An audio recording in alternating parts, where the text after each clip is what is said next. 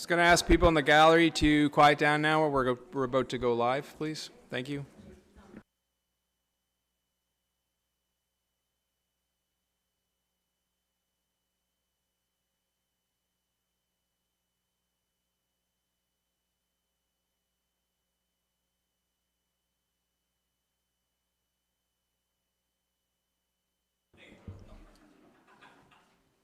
Thank you.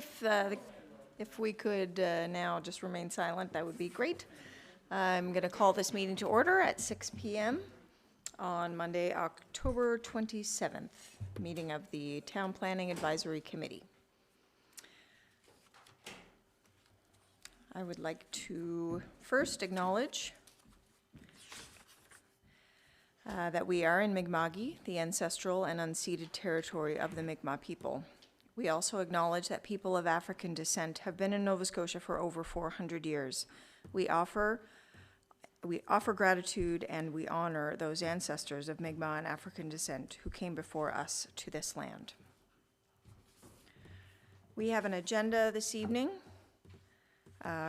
One item will be added, and that is just an announcement that Ms. Chantel Langell will be stepping down from the committee due to her relocation, and she is our committee member who is nominated by Millbrook, so we will work with them to have another member brought to the committee, hopefully by the next meeting.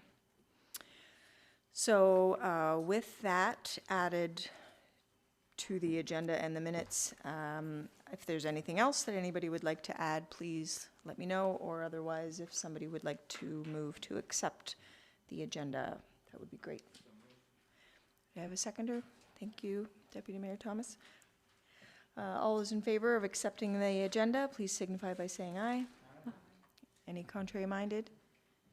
Motion carried. So we do have our minutes from the last meeting, which was September 29th. Any errors or omissions to those minutes by any committee members? And if not, if somebody would like to move to accept them. Ms. Deloria? Seconded by Councillor McGrath.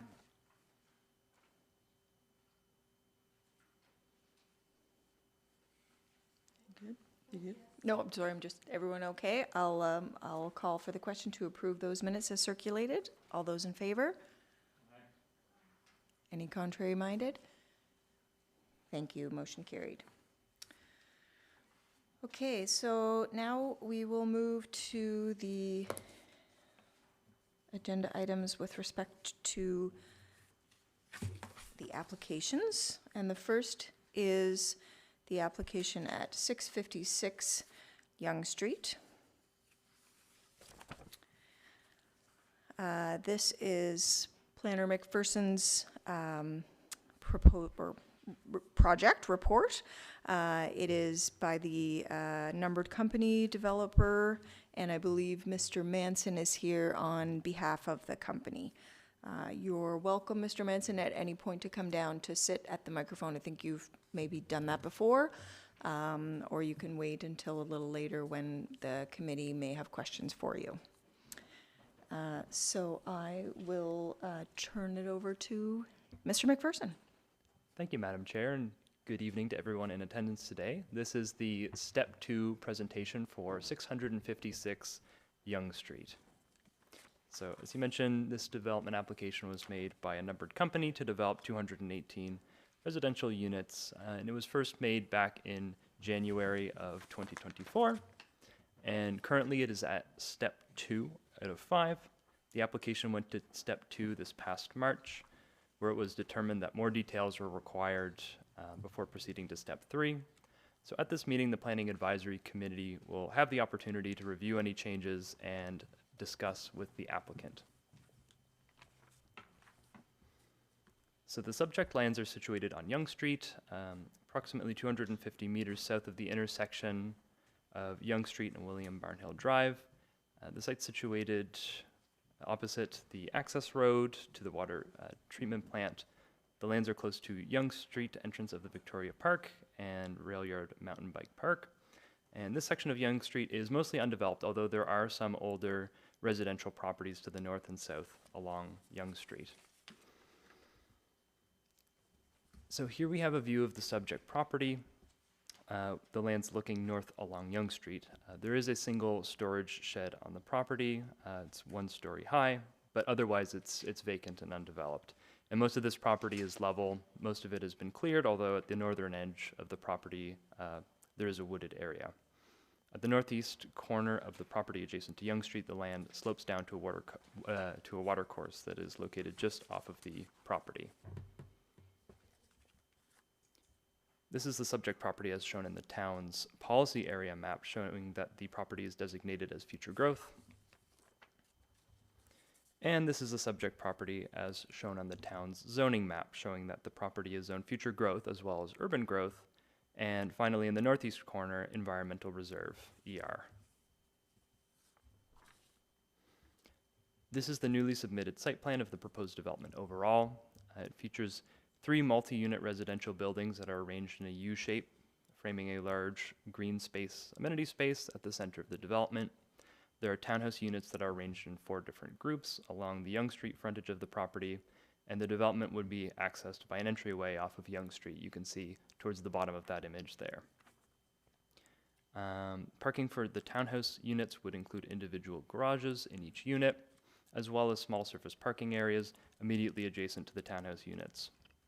Parking for the multi-units would consist of at-grade parking, so parking that would be directly at the first floor of each building, as well as surface parking, as you can see, that surround the townhouse units as well as the multi-unit residential buildings. Some statistics on the proposal. So each multi-unit residential building is 6 stories high. The townhouse units are 3 stories high, and they combine for a total of 218 units. In total, there are 268 parking spaces, and I want to call attention to that because it's updated from the report as it was handed in.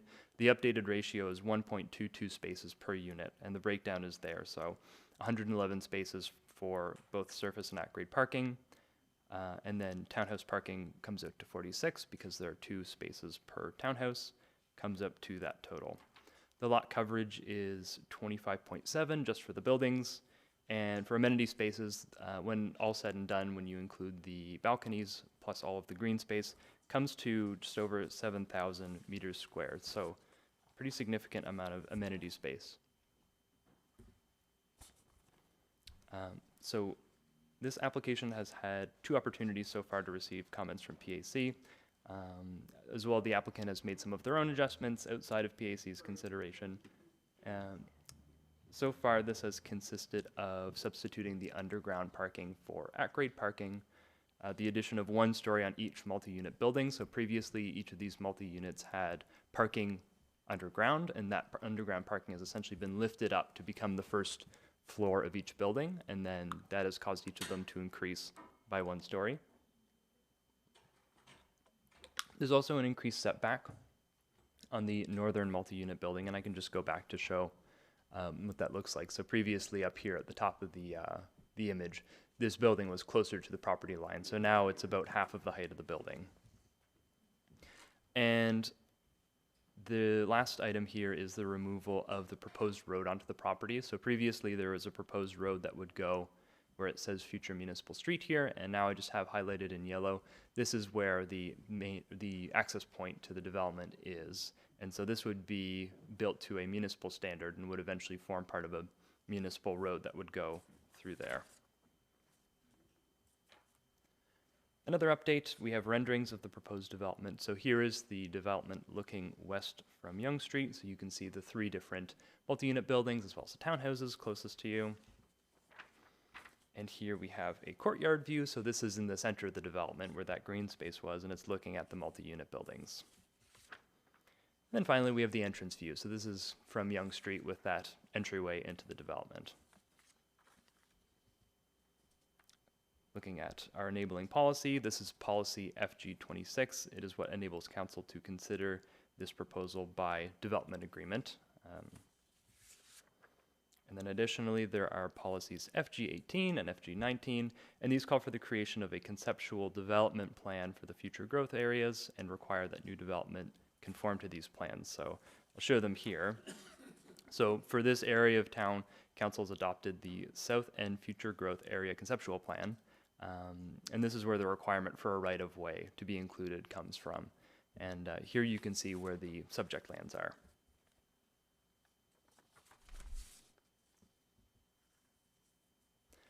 In terms of public participation, development application notice sign was posted on the subject lands on October 23rd. Application information has been updated on the town's website under active development applications, and a mail-out will be sent to the property owners within 150 meters of the subject lands as a part of step 3 of this process. And speaking of next steps, as I mentioned, this is currently at step 2, which is for initial community engagement. And the next step in this process will be for the main community engagement. And so this will feature a full policy review as well as revisions based on the feedback received today and further opportunity for public input. And that concludes my presentation. Thank you. Thank you, Mr. McPherson. Councillor Graham, everybody bear with me this evening because I have I don't have the PAC meeting notes here. I can explain that to you, but I think I'll get it. Oh, did that not bring you on? Yeah, I'm good. Okay. As the developer is here, I believe? I'm representing the developer. You're, okay. If you would, please, that would be great. And do you mind, Mr. Manson, just sort of indicating what your attachment to the development is? I'm the architect behind the design. I'm representing Paul Scary Architects of Halifax and the developer for this development here. So happy to answer any questions that Great. or any of you have. Connor Manson. Welcome. Okay, go ahead, Councillor Graham. I have two questions. Were you in attendance at our last PAC meeting when this development was before us? I was. Okay. So I was just wondering if you had an opportunity. There were two residents present that evening. One is the current owner of Seek Wilderness, the other being Mr. Paris, who owns the property right beside, and he owns several horses. Mm-hmm. Have you or the developer had a chance to consider the concerns brought forward by either of those residents, or have you taken the opportunity to meet with them individually? We have not met with them, but we have, as mentioned by Mr. McPherson, stepped the building back almost three times as much. The most, I guess, building on the northern part of the screen, okay, to help mitigate any concern of, odor, noise to both, potentially the future residents here and, noise to the horses. We also imagine that landscape strip would be quite full with coniferous trees to hopefully year-round provide some sort of noise control. It's never perfect, but any measures that we can do within reason, we're happy to do. So thank you for that. And I think Mr. Paris is with us this evening, and I'll look forward to his feedback on whether or not that's an appropriate solution. But secondly, my other question was with regard to the lighting. It was expressed by Seek Wilderness that there was a significant concern with the amount of light that the townhouses would present along Yonge Street, and traffic and lighting and street lights and the whole thing. Have you given that any consideration? Well, how that might be mitigated or reduced or made more friendly to complement her business? Certainly. So obviously within the center of the development, where we have kind of all of the buildings kind of enter through the center area, that would probably be our most landscape lit areas. Towards the back and the side lots, there won't really be much, there won't be any landscape lighting. You would have some lighting from, individual units coming from the outside, but most of those units are stepped back into their balconies with, privacy walls dividing each. So the glare hopefully won't be as bad. With regard to the street, similarly, it would be the lighting from the units. That would probably be mainly the only lighting that would come onto the street. unless there's, I guess, desire from the town to put, sidewalks with additional lighting, but we're not on, we don't know about that at this point. Okay, I see Ms. Kearney is here this evening, and she may have some additional feedback on that too. Okay, Thank you. you're welcome. Mr. McPherson, do you mind just really spelling out for the committee really clearly, because not only, I think, are the setbacks from the northern side of the development changed, which it would be helpful if you could get into the numbers with us of what they were and what they are now, but I understand that the height has increased. So maybe you could just give us a bit of information in terms of whether one has essentially somewhat canceled the other out. So I may just need to check the old report, but it's my understanding that that building had always been 6, so the other 2 had been 5 stories, and this one would remain 6. Okay, that one in the north was always, on the northern side of the can verify development, that. was always 6 stories. Okay, thank you, that's helpful.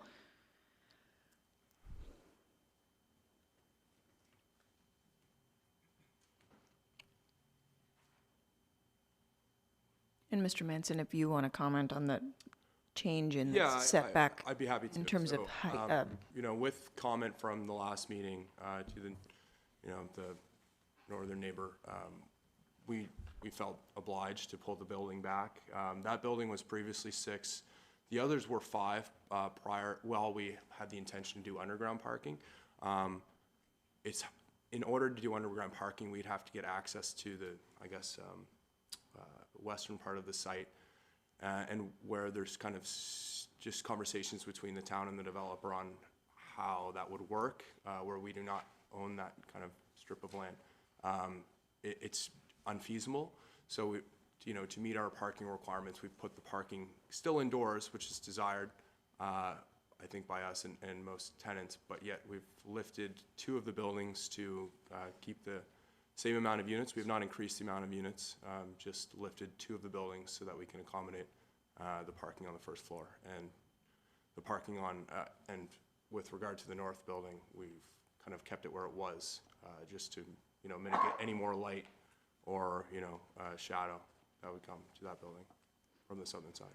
can you just tell me in a distance, like meters, feet, what it was and what it is now? I apologize, do not have the previous number offhand, but I do know that it is meeting the bylaw requirement by half of the overall height. Okay, go ahead. So just to give an update, so I went through the old report. So previously the distance in that building at the top, it used to be 4.2 meters was the setback. So now it's 9.2 meters in the site plan.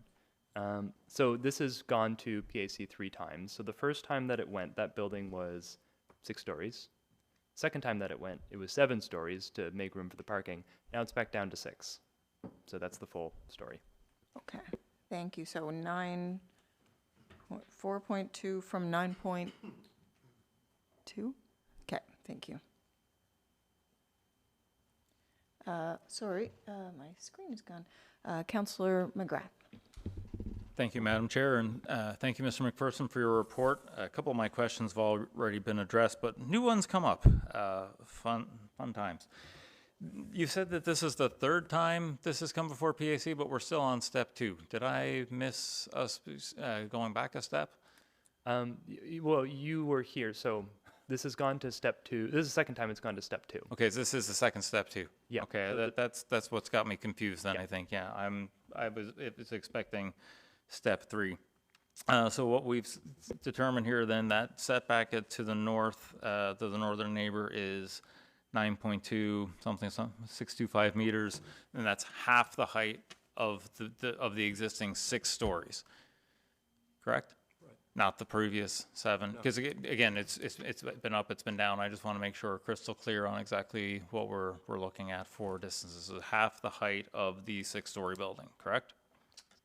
So I off the top of my head, I don't know the height of the 6-story building. I do know the setback, and I know the number of stories, but I'm not sure what the height is. Okay, Mr. Manson, if you wanted to speak, you commented that it was half the height, which is what's set out in the land use bylaws? Yeah, so there's one moment.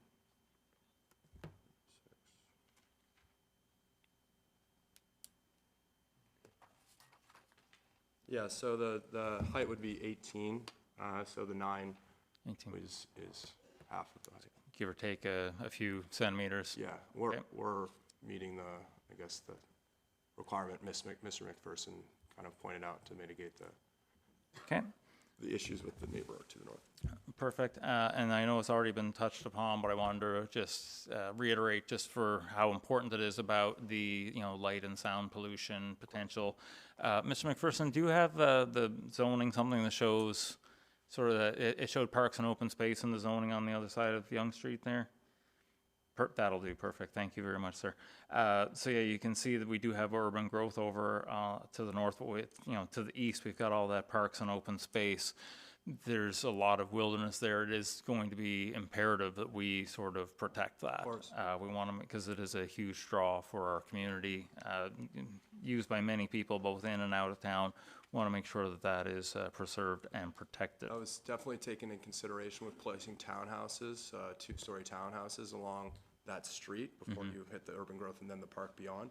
So instead of placing a building there, we wanted a smaller scale units, which fit into the kind of the overall idea. As you get deeper into the site, the height increases, but on the site, we'd like that kind of human impact with the scale, human scale impact to be felt. Right, perfect. Going to parking. We've got all that surface parking, at-grade parking, the sort of internal parking, all wonderful. There we go. Thank you, Mr. McPherson. And I notice what's missing, and this might not be something that you're thinking of immediately, given what's up there now, is bicycle parking. Because right now there's a lot of woods, but there's a lot of development happening. Mr. McPherson showed us the sort of the plan, with that future municipal road, et cetera. At some point, this is going to be almost like a community within itself. Certainly. We're going to want to make sure that we've got the sidewalks that you were talking about. We've got to make sure that you have, some bicycle accessibility, because there may be a grocery store up there at some point. We don't know, but we have to be looking. This is the planning committee. We have to be looking toward the future and planning for what's coming. Also, with the proximity to Victoria Park and the rail yard there, I imagine a lot of the tenants there, people who would use the park for cycling and hiking and things, that's going to be your prospective tenants. Want to make sure that they're looked after with regards to some sort of bicycle parking, either outdoor, indoor, in one of those at grade, under the building, protected ones perhaps. Right, of course. So as you can see, this site plan is actually done, I believe, by by Mr. McPherson. Kind of hand over a little more detailed. So this is easier to view on the screen, but you'd see on ours we have kind of sidewalks coming along those areas in front of the building. There's numerous spots to put exterior bike parking, and then we also imagine each parking space inside has enough space, the depth to have its own storage cubicle, which is common for bike parking. Perfect, thank you. Now moving to the townhouses and I guess the buildings as well. I have long been a proponent for a mixture of ownership types, rentals and ownership. Is this going to be strictly rentals, or are those townhouses going to be for sale, or one of the buildings going to be condos perhaps? Unfortunately, I'm not the developer, but I can say that there's intention to subdivide and hopefully sell the townhouse pieces. I cannot confirm that, unfortunately, for you today, Mr. McGrath, but I'll make it known to the developer that is a desire of the committee to see that part of the future community here be a mix of owning and renting. Yeah, and to be fair, I don't want to come across as if I'm speaking for the entire committee, but I am speaking, for myself and my contribution to the committee, that this is something that I hear it's very important to community members. Basically, everything that I've ever read is that when people have ownership, they have more of a stake in the community. It tends to be more welcoming. They feel at home. They can put down roots, et cetera, and that's the sort of community we want to build. But we, again, mixture, have options. And then back to the parking again, as a segue. You said you were planning to do one level of underground, but you've moved that to sort of indoor but surface. Did Does that lower the cost for you at all? If so, if you can give a ballpark for about how much? And my reason for asking that is about the affordability of these units. Right. Well, I'm not privy to the cost of the excavation, although it certainly will lower the cost. I believe with the developers financing, affordability is a piece of that financing. So I expect to see a portion of these units affordable. Okay, so the developer's working with CMHC and other units hopefully to address affordability. Great, thank you very much. Deputy Mayor Thomas? Good evening, Mr. Mantain. I got 3 or 4 questions for you. Most of it's been discussed, but a couple. I think for the success of this project, aesthetics is very important because of its locale. Well, always aesthetics are important, but in particular with this one, in regards to the sensitivity of sort of the natural forest kind of that it's sort of around it in some respects. And so landscaping, I mentioned this landscaping, and there will be a requirement for a landscape plan. But I'm concerned about some landscaping along Yonge Street, you know, and also around the project and even within the project, right? And when I'm talking about landscaping, I'm not talking about little bushes, et cetera. I want to see some mature trees that would soften the project somehow. You know, I know that you're having the townhouses along Yonge Street, but also some more mature trees eventually, right? We're not talking bushes here, small trees. We're talking larger trees I'd like to see along Yonge Street, like street trees of some sort. And then you mentioned some conifers, you know, on the north side of the property, and there's room there now, and you've got that 30 meters, 10 meters. Now that you have 10 meters, that's enough to put some trees there as well to protect that north side. It is, and I think, Mr. Thomas, if you saw one of Mr. McPherson's renders from earlier, I unfortunately didn't have time to get one of Yonge Street, but as you enter the building, we're showing some mature trees, and as you see, it's kind of those larger circles that would kind of, you know, dictate that. You know, we haven't gone through with the landscape architect at this point, but our full intention is to make this, you know, a beautiful project, you know, a micro community within Truro as a whole. So, you know, I love landscaping as much as the next person. I assure you that is the desire. Right. It also softens. These are large 6-story buildings, 3 of them, right? So if you can soften it somehow, right, that's important. The other thing is underground electrical service. You know, it would be a far better project aesthetically if there was underground service. Is that the plan, to service the units through an underground service, or is this going to be telephone poles that are planted? We have not discussed that at this point. That is my hope. I think it's a lot easier when you're going in right off the bat to just do underground completely. You know, it's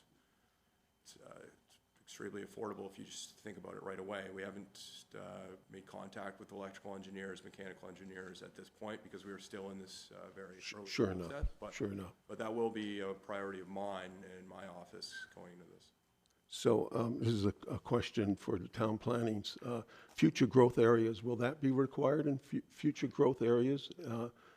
I don't see it, you know, as part of our bylaws, et cetera, but underground service, because it would just make the project so much, enhance them so much, you know, particularly in this area where we're next to some of these, you know, projects, you know, the recreational projects, et cetera, that are in that area. Is there any comment on that? I can respond to that, perhaps. Councillor Thomas, or Deputy Mayor Thomas, apologies. It isn't currently a policy of the town to require underground services or utilities. There is a concern regarding expense associated with that because it will drive up the development costs if you do that. It would have to be a policy of council to adopt something along those lines, though. Right. But you'd be in favor of such a move by a developer? Well, I would be, the if they wish to do it, yes. But I think we need to keep in mind that it does have an impact on the cost of the housing at the end of the day. Absolutely, it does. So, but it's a suggestion of mine, right? And in particular, since you've talked about going to the federal government for some of these apartment construction loan programs that are out there, you know, such as the Affordable Housing Fund, right? That's available to you. Number 3, I just wondering about setbacks. Again, this would be for the town planning department. The setbacks for the parking lots, is that the same for the buildings? Because the setbacks that you show, you know, for instance, on the north side are approximately 10 meters, 30 feet.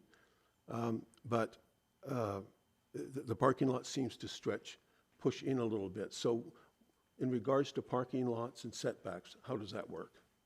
Bring some clarity there. So it's something that I would look into for the third stage for the policy review, but I don't know if either planner has any more experience. I don't believe that the setbacks would apply directly to the parking spaces, but no, I don't believe they would. Okay. So there are landscaping requirements that go with larger scale parking. As soon as you build 4 or more, then landscaping requirements kick in, and that would be similar here. Yeah, I'm just trying to protect that area for trees, et cetera, and not see the parking lot pushed, you know, towards the property line. Right.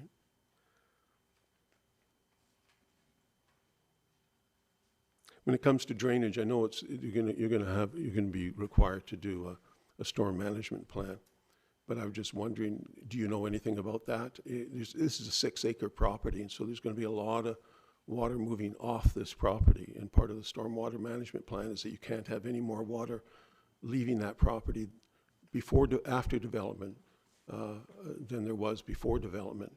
But I'm just wondering, are you planning on is one of the plans to hook it up into the town stormwater management system? I'm not privy to the services that run along Young Street, Mr. Thomas, but I do know that with that large landscape area in the middle, that'll absorb a lot of the water. Yeah, there is some impermeable, you know, driveway areas along. Right. I think that's, we can deal with that pretty reasonably. Right, I'm just concerned about the fact that the land, looking at, and I'm not sure, but it would appear to me that with that environmental reserve and that waterway that's in there, that most of this land would probably drain towards that. And I don't know where that stream eventually ends up. Right. So, you know, that's my concern. I think a lot of those questions will be answered with the storm. Okay, excellent. Just making that. And my last one would be, I'm interested in the cladding materials, and hopefully we'll hear about that next time, you know? You will. As you can see right now, we're currently trying to chime with a lot of Truro's aesthetic, Right. you know, suggesting masonry Right, for the buildings, and then a softer material for the townhouses. yeah, no, that's what I thought, and I thought that looks good, yeah, so compliment you on that. Overall, the project is much improved from where it was in stage 2, the last stage 2 it was at, so I want to thank you for that. Great. Just before I hand the microphone back to Councillor Graham, I am just going to put a little bit more pressure on the developer with respect to landscaping, because we've mentioned, this is an area close to the park, and we do have some interested parties here who would benefit from that. Specifically because you are asking to be permitted to raise your building so that you don't have to have underground parking. The excavation won't be taking place. So I think you should suggest to the developer that they look into retention of trees that are currently on the property and give us an update on that in terms of whether any of those trees would be able to be left where they are. You know, new landscaping is great, but leaving trees that are there would be better. So with that increased setback, you know, there certainly is lots of forest in the northern part of the property. So if any of those trees could be salvaged, I think that would be really beneficial to the project and the neighbors. Okay. Councillor Graham. Well, it's almost exactly as you've said, but I was wondering if you could clarify how mature the trees are on the north side currently, or are there are trees there for sure at this time? I apologize, Councilor Graham. I'm not sure how mature the trees are on the northern property. From looks. On Mr. Harris's borderline, Yes. those are old trees, this whole growth of trees there.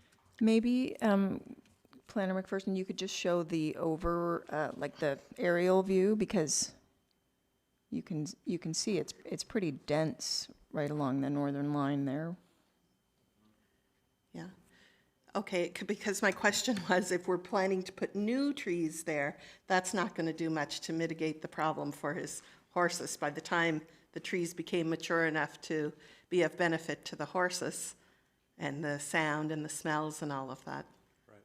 the So, horses would be long I gone. think what we'd probably have to look at is just with an updated survey, see when we lay the buildings on the property as they're currently designed, and, you know, the parking, can the parking shift a bit to allow for more retention of the mature trees?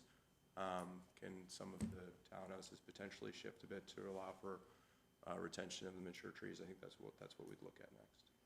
I think it's paramount as, to reiterate what our chair has said. Understood. Mr. McPherson, just looking at this again, can you confirm there is another property that wraps around Mr. Paris's property? Yes, there is. There's a very thin strip of land here Okay, that goes between the two, but this is the property where yes, the horses yes, are. That's yeah, right. okay. And has the developer had the property surveyed yet? No, they have not. 'Kay. A legal plan, but not a grading plan. Okay. Deputy Mayor Thomas.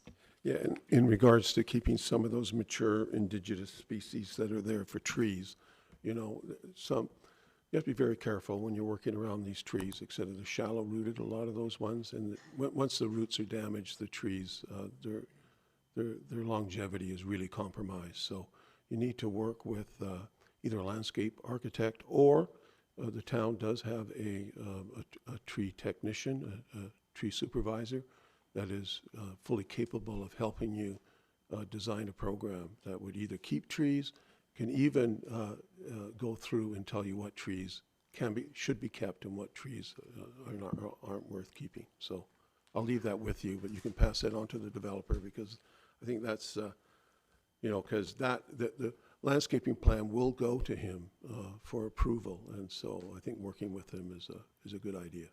Thank you.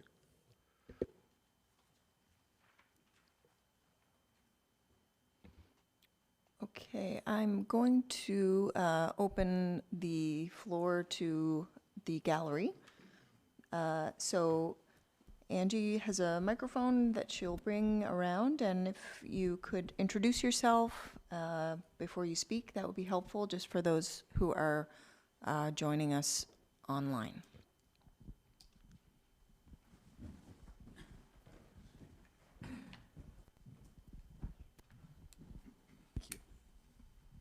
Hello there. I was just curious about, with these new buildings, like, Sorry, sir, can you start with introducing yourself and then just indicating like what your connection is to the project? Are you a neighbor, are you? Thank you. my name's Rob Sutherland. I don't live in that end of town. But I was just curious, with the way the federal government's been pushing electric vehicles, and there's 231 parking spaces there, what are the charging capabilities going to be? Are you going to have 200 card charges for parking? So we've been updating, as Mr. Manson, could you please speak into the Yeah, mic? certainly. Thank you. So as we continue to develop, design and develop, I have noticed that wise developers are kind of increasing the amount of electric charging vehicles per development over the years. This developer I've worked with personally before, and he is pretty on top of using electric vehicle chargers in his buildings and on site. So I have not had this conversation with him at this point in time. It's just a bit early, as we're still in this place. Probably never too early, but I'll make a note of that, sir. And I expect it's probably in his best interests, the way we're progressing with electrical vehicles, that there would be electrical vehicle chargers in the building and likely outside of the building as well. Okay, thank you. No, just kind of curious because I live in Lower Truro Road, so that's where I'm kind of concerned about down there. But just like with the way of the future, I like gasoline myself, but with all these cars supposedly going to be mandated down the road in the not too distant future, if the Liberal government reenacts it, there's only a few car chargers around. We go out to Masstown, and people have so much difficulty trying to charge their cars out in Masstown with 4 chargers, so big scale. It's kind of interesting to see how everything's going to change. Thank you.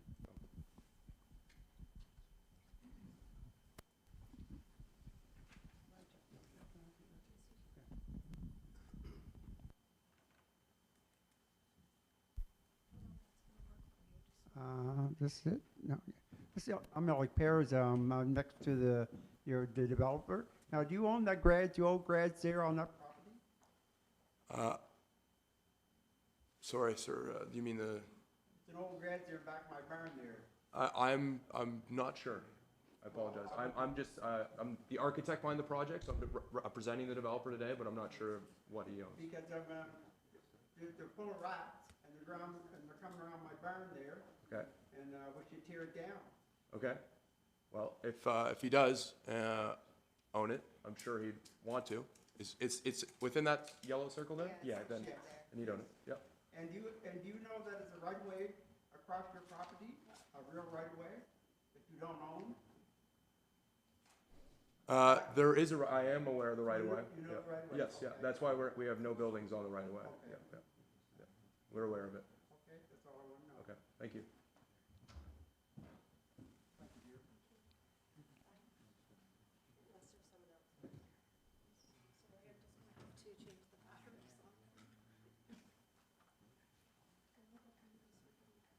I'm probably talking really loud. Can everybody hear me? Yeah. Okay. It's just tricky for the, is it not working, Angie? No, I'm just gonna change the battery really quick. Okay. It just might not pick up for the, like, recording.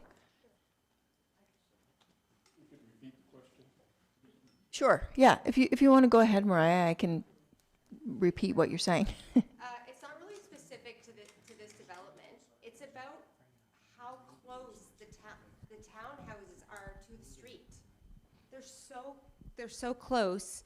If you look at the new developments on Yonge Street, they feel like they're on the street, and cars are parking there. And the meetings, all the meetings I come to, they keep reiterating that the cars are not going to park on Yonge Street, but there's so many residents that they are. And I'll never bring up parking at a development meeting because I know that goes sideways, but it is a serious concern. And on how massive this development is, I can guarantee there'll be cars on Yonge Street parked. And the townhouses are they're like on the street. And it looks terrible for somebody that has a wilderness property. It's very intrusive. So I don't know why you can't mandate the setback to be further back from in the road, and then to have cars, because people, even though you build parking, they want to be in front of their houses, directly in front. People will circle until they can get as close as possible. So that's what's happening, not on your development, but on the other developments on Yonge Street. And even one's become a taxi depot, and there's taxi cars parked there all of the time. It's a serious concern. And so if you now have 255 units, so you say, if you're going to have 400 cars up there, most people have 2 cars per household with adults. So I just don't see where else they're going to park. And they will park on the street. It's extremely dangerous. It's already happening on the other developments further down Yonge Street. And why the setback can't be further back, that's like mandated that a certain amount of trees are there. Like, it's just required, like a certain amount of feet, a certain amount of meters. We just had a woods ban, and there's no discussion around the climate crisis, which I don't understand. But all of these vehicles are going to be parked there, and then they're probably pushing into the park because there's going to be nowhere for them to go. And I think there has to be a serious conversation. I think town planning, and I think people need to pay more attention to what's actually happening when these developments go up and what it actually looks like. And it's a serious concern, long term, what it looks like. And I think the how close they come to the road, for me, is a serious concern because I know that they're going to be on Yonge Street. I 100% guarantee it. Just spend some time on Yonge Street now for the other developments.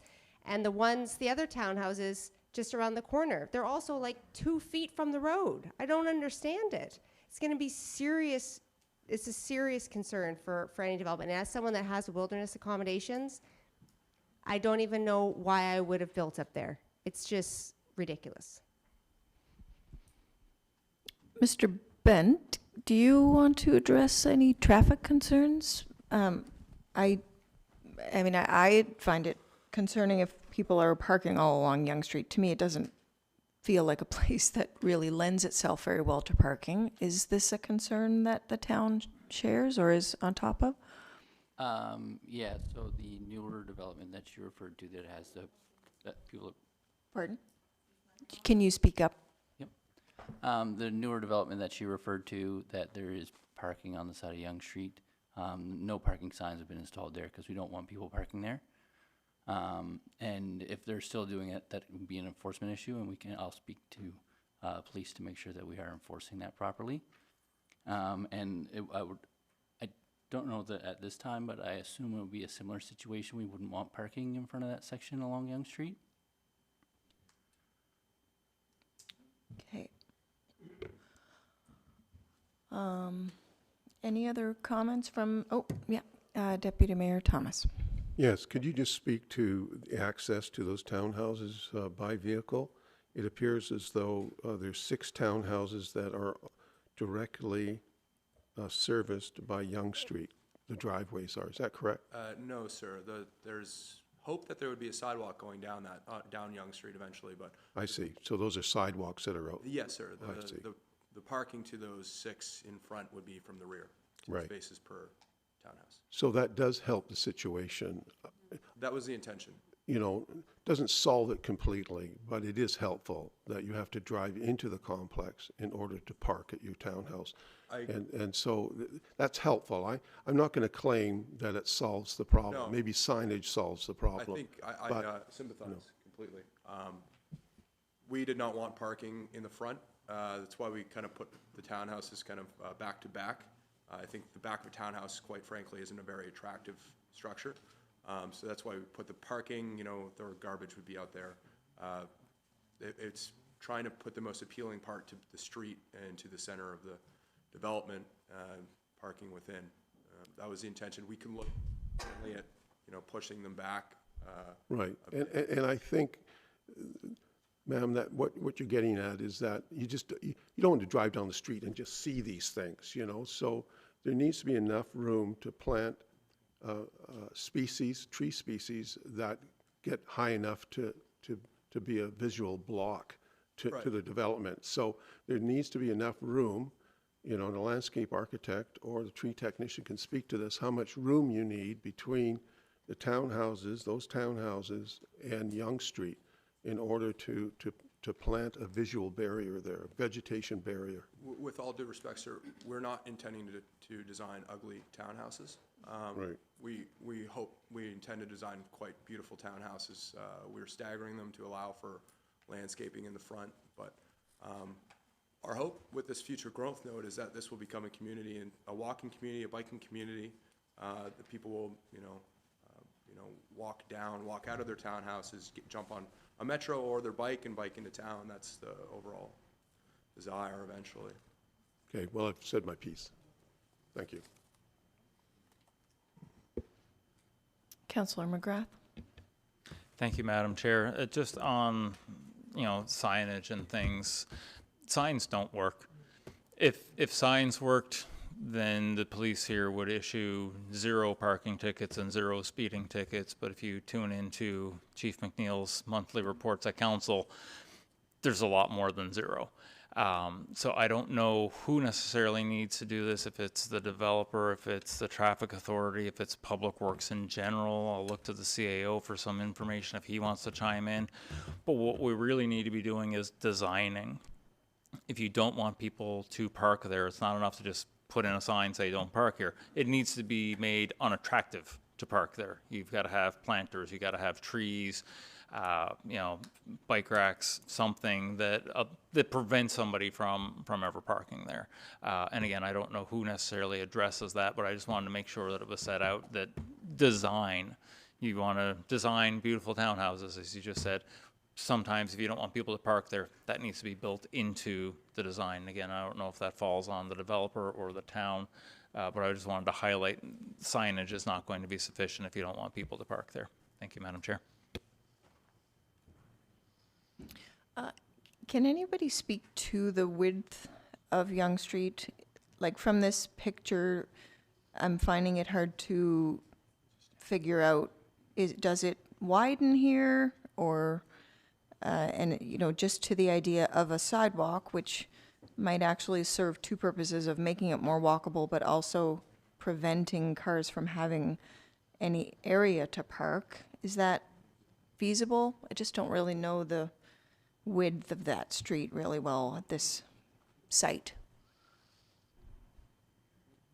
Anybody? I think at this point, I think the Yonge Street at that point is more designed as a rural road. It's got gravel shoulders. Again, as it gets developed, I mean, we'll look at and we, you know, obviously sidewalks would be the option that we're looking at. We've got them most of the way up Yonge Street now. And with that, again, obviously we don't want to reduce the width of the road itself, because the road, that portion of Yonge Street isn't extremely wide because of the dirt shoulders.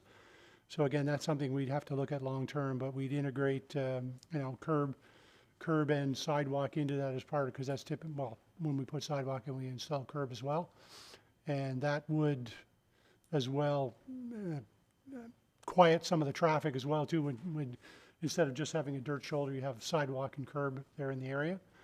And you know, Councillor McGrath says signage doesn't work, but signage does work because it allows the police to enforce the no parking. That's the problem we have right now, is if you have an area where you don't want people to park, if we don't have signage there, the police can't enforce it. The area of Yonge Street that Mr. Bent referred to a little while ago, we had complaints a little while ago about people parking on the street. Now the development, that portion of it's coming to an end. We put up no parking signs, and Truro Police will enforce it. The major issue we typically have is that people complain about people parking on the road, and they're not phoning the police. The police don't mind getting a phone call about illegal parking. So we will go up and we will issue tickets, and parking tickets do move people along, and they don't usually want them repeated. So again, we will look at that. In fact, I made a note here. I'll mention it to the chief. You know, just to patrol that area to make sure, in fact, that no parking signs in the lower area or the upper area of the new development area are being enforced. With the development comes a fairly comprehensive plan. There's condominiums or townhouses on the other side there as you go into the rail yard as well, which are being developed. So as the residential use increases, obviously infrastructure has to be changed to match that along, you know, to, you know, provide sidewalk. And again, it's a fairly major road coming into town. So again, we're going to adjust the infrastructure to account for the residential living on the street. And just while we're on the topic, what about streetlights? Is there a point at which those have to go in based on something? That's a discussion typically we would have with Nova Scotia Power, because they own the poles. And I don't know, Jared, if you can speak to that, on at what point we do install additional lights. When Ms. Kearney's, I'm sure she doesn't particularly want street lights in there, and we probably wouldn't put them all the way up to her area, and we limit it to what is typically the residential developed areas of that. Again, just from a safety concern, but that's something we do in conjunction with Nova Scotia Power. Okay. Okay, well. Madam Chair, I think Mr. Bent has a comment. Oh, sorry. It's not coming up for me. Is it Okay. here? Oh, sorry, I just turned them off. Yeah, I was just gonna reiterate what Mr. Dolder said. The lighting is usually every second pole, but those lights are owned by Nova Scotia Power. We pay to rent them and maintain them. So, and usually those will be on all the poles. They'll be every second pole, and they're kind of required for safety for the street. So, we don't have any plans to increase the number of lighting that's there. Okay. Thank you. Okay, well, thank you, Mr. Manson. I think you have some things to take back to your crew and hopefully address before our next meeting. Thank you very much.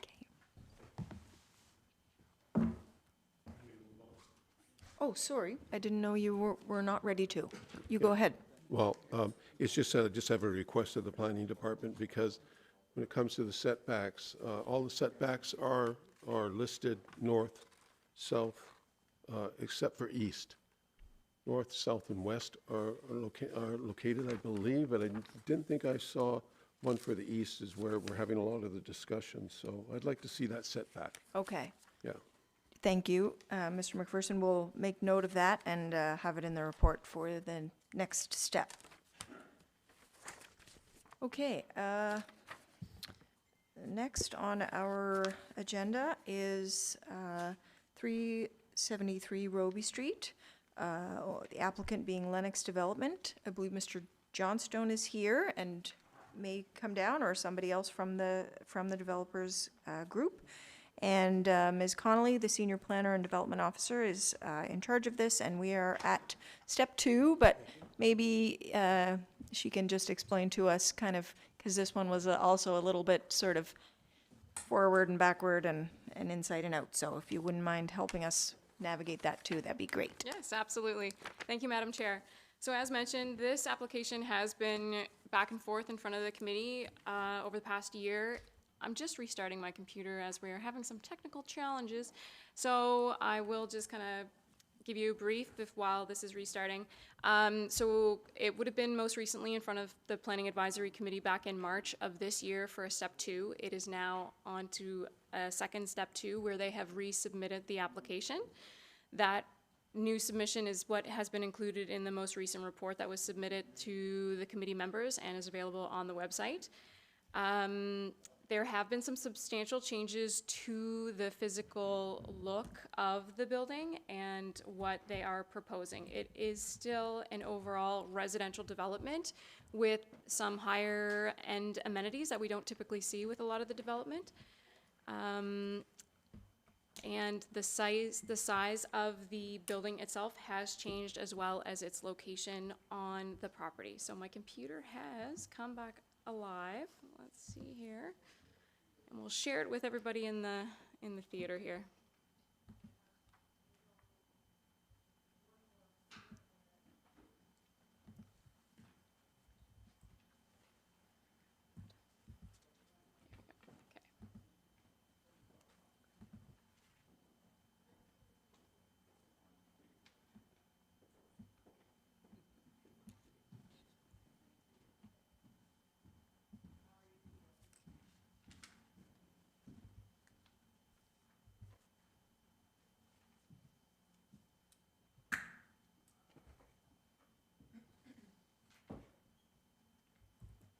Okay, now we are all literally on the same page.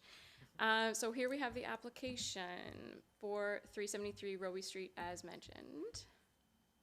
Here we see a aerial view of the subject site. So we are probably all fairly familiar with the area, but generally the site is situated in an established residential area. The surrounding development consists almost entirely of single-family homes. The notable exceptions would be some 2-unit conversions and 2-unit dwellings, both on Hingley Avenue, which is noted on the eastern side, as well as some larger developments, a 41-unit and a 40-unit development on the corner of Longworth and Roby, and down the way there on Roby as well. Subject property features a large rear yard, as you can see in comparison to the surrounding properties. It extends approximately 45 meters back from the main building, and the area is mostly an open lawn with the exception of a garage.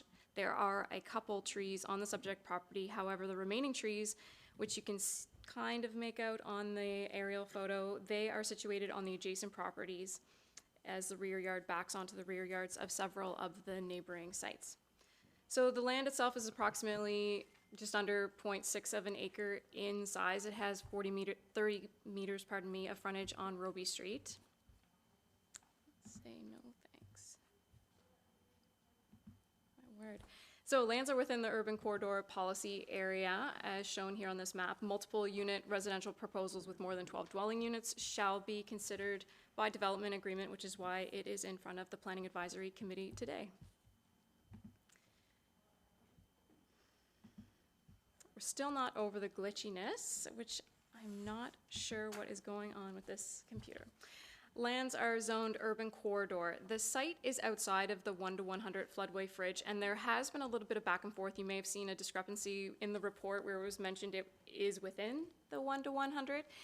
Our GIS technician has confirmed that the site is outside, so that while it is very close, it does not touch the rear portion of the site. Here we've taken some recent photos of the subject property. So this is taken from Longworth Avenue, looking north, facing the front of the existing building. Word. This is incredible. Okay. Here's another photo taken from Roby Street. This is kind of facing north and east of the existing property. And as that was actually a zoom in. Pardon me, this, Jacob, you can vouch for me. This is very unusual. Okay, so here we have a zoom in of the subject site where I've mentioned those trees, so you can kind of see the trees that are fully on the site where the surrounding trees are on the neighboring properties. So as mentioned, this is at step 2 of the 5-step expanded process for development agreement consideration. Also, as mentioned, this has gone before the planning committee. So here we see the proposals side by side. So the previous proposal is shown on the right while the current proposal is shown on the left. So this gives you a bit of a better sense of what the changes have been when we look at this view. So the building itself is a little bit more centered on the property. It also does not physically extend as deep into the property as the previous proposal did. So you can see here how the physical building was fairly close to the rear yard. Here it is pulled back. They have noted the underground parking podium where the expected extent would be of that. And you may remember, and Deputy Mayor Thomas, you may remember that was one of the things that we talked about quite a bit, was the podium size underground for that. The other change is that, well, there is still underground parking as there was with the previous proposal. There is no above ground parking except for 2 car share parking spaces that I hope the developer and the applicant are maybe a little bit more able to expand upon after the presentation, just to talk about that. But it is my understanding that they would be the exclusive, or for the exclusive use of those car share vehicles. Here we see a rendering of the parking podium, or the underground level. And the entrance to the parking, there were 46 parking spaces proposed previously to provide those parking spaces to the 55 units. Here we have 41 units that are proposed and 33 parking spaces and they have also noted some lockers, storage lockers for the tenants, some bicycle indoor parking spaces, the refuse sprinkler space and that. So they have kind of shown where they've thought about the mechanical as well. Here we see the proposed ground floor layout. So this, again, the proposed is on the top, the current proposal, the previous proposal is on the bottom. It's a little bit more challenging, but you do see that the layout has changed to reflect the building change that has been made. So looks like the pickleball court is staying, so I'm sure some people will be very happy about that. It has changed physically in its location in the building. It's a different shaped building and has been accommodated with the layout. This gives you a view of the proposed units and how they are. Some of the bigger changes, and this is in direct reference perhaps to comments that were made by the Planning Advisory Committee previously. There are 4 3-bedroom units that are shown now in this proposal where there were none in the previous. Here we see an architectural rendering of that proposed development on the left. The previous proposal is shown on the right. So you do see that they have changed tack, so to speak, with the style of the building, where the one on the left could be considered maybe more contemporary and modern, where the one on the left, the current proposal, is maybe more of a traditional style that reflects some of the elements that maybe are seen in the area, in the general neighborhood. It is a different style. This is the rear of the proposal. So again, the proposed is on the left, previous is on the right. And a side view.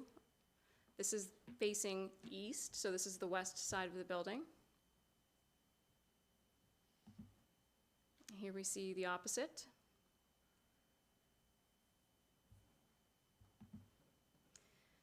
So one of the main features too that is a change on this, and again, privacy and neighborhood concerns were some of the major comments that were brought forward in the previous application. What the current submission shows is that they have considered that, in that they've kind of tilted or changed the angle of their balconies. So you see these where my mouse is moving, these are actually angled to not look directly to the west or the east of the building. They are on an angle, so it deflects the views slightly. Here we see that eastern side of the building, and again, the previous proposal rendering.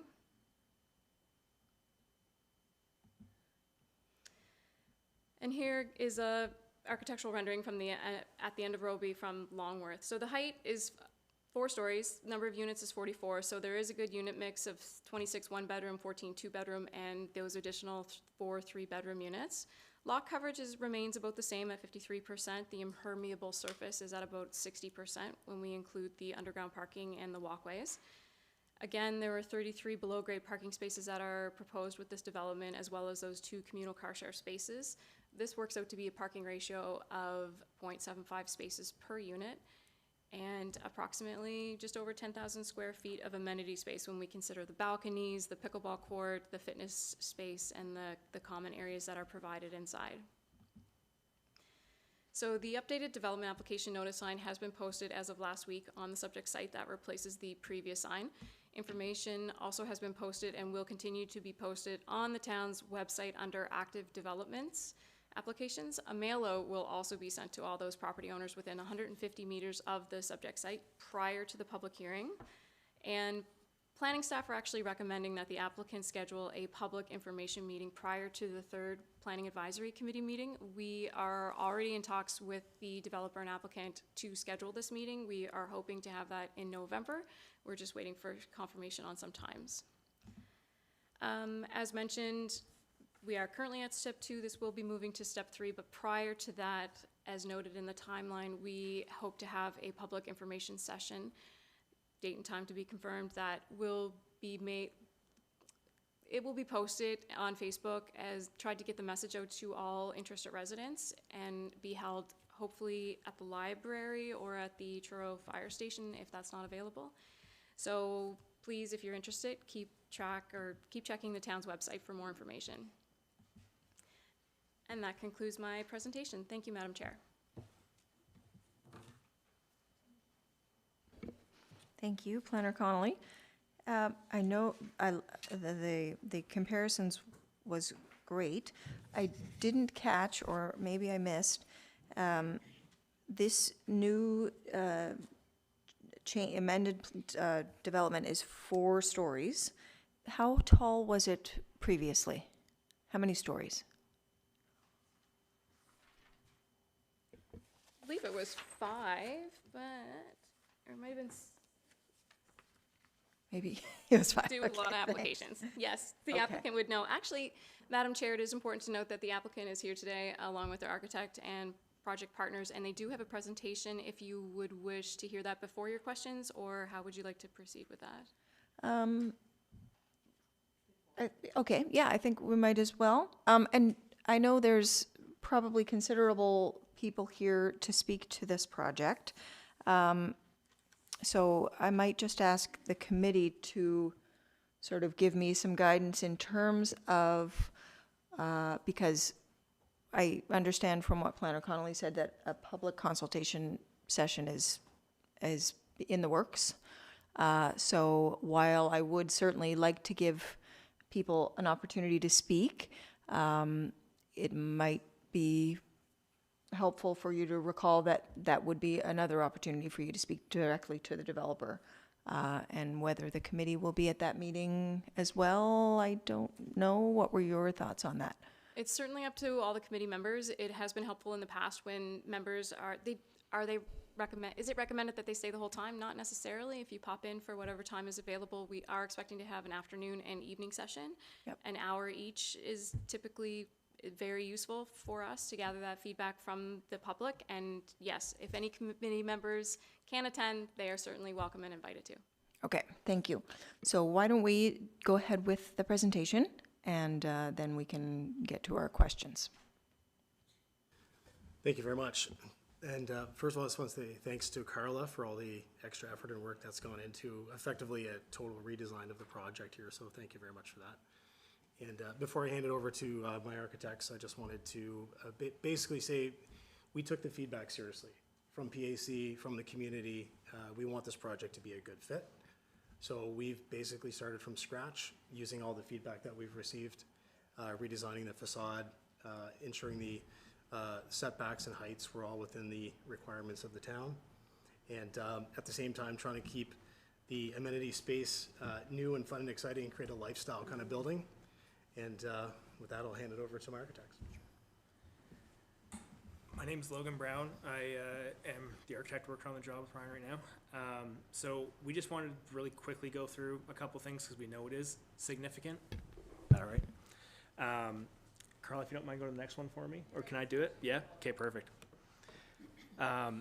So our approach has really been all about responding to context on this at numerous scales. We've been looking at this from the density, the urban corridor, the use, as Carla mentioned, for example, bringing the pickleball court out to the front of the building. All those public sort of amenities are no longer at the back, looking to increase privacy for the neighbors and the tenants of this space. We're looking at the street line in these images here. We've come up with this sort of two-house approach where we're trying to break down the front of this building to make it fit and feel within the context. It steps with the buildings along the streetscape. And we look at 2, 3, and 4-story elements of it as it steps back towards the center of the building itself. We've also looked to try to incorporate, as she mentioned, a lot more design features that are traditionally residential, some dormers, gables, window bays, balconies, entry canopies, to again, really make sure this thing is fitting in with the context of its surroundings. On the site itself, again, as Carla had mentioned nicely, we've stepped back quite a ways on the back, and we're also exceeding all the minimum setbacks on the side and front as well. Another item that we've done is pull the vehicle parking to the underground to the center of the site, looking to try to limit any noise or impact on the immediate neighbors as much as possible. We've also wanted to show a couple of contextual views that are directly from those probably most impacted around the site. Trying to articulate some of the design moves that we've put into this in those responses. Essentially the 2 and 3 stories, these are side views out the side of the intended neighbor locations, and then again looking towards the back. And we show these to highlight our intent of these articulations down the side, or a sawtooth look to the building, where we're trying really hard to direct both noise and visual. The idea of the slats is to break down sound. The windows are not coming out with these bump outs to, again, reduce the viewing and privacy for the neighbors. The windows that you are seeing at the back are bedroom windows. So again, not high population ones. And yeah, we really just wanted to take that seriously and make sure we could show that the intent of this is coming through from those adjacent spaces as much as possible. And not only just those around the back and side of the building as well, where you can again see the sawtooth on the right-hand image, as well as how far back this building is in context to the Churchill side of the project. Again with the site plan, and then just a quick recap of the unit counts and the amenities. Of course, exceeding the amenity space requirements of the bylaw that Carla's mentioned, and the ratios, bike parking is nearly double the requirement that we have down below. Vehicle parking is less than they had before. And another big comment on that is to show that the podium has been brought back where it used to go right up to the side property lines in the rear. It's now been brought back quite a bit to allow for the excavation and works to happen without impacting the neighbors as much. And yeah, that's, oh yeah, this was one final image just to show it within its larger context. We can kind of see the scale, those 41 unit buildings across from us, as well as the single families around us. And of course, down below, just a little bit of a reference to the zoning intent of what could be in these areas, just to show that we are not trying to really go out exceeding these expectations of the town, to make sure it's fitting within its context today and tomorrow.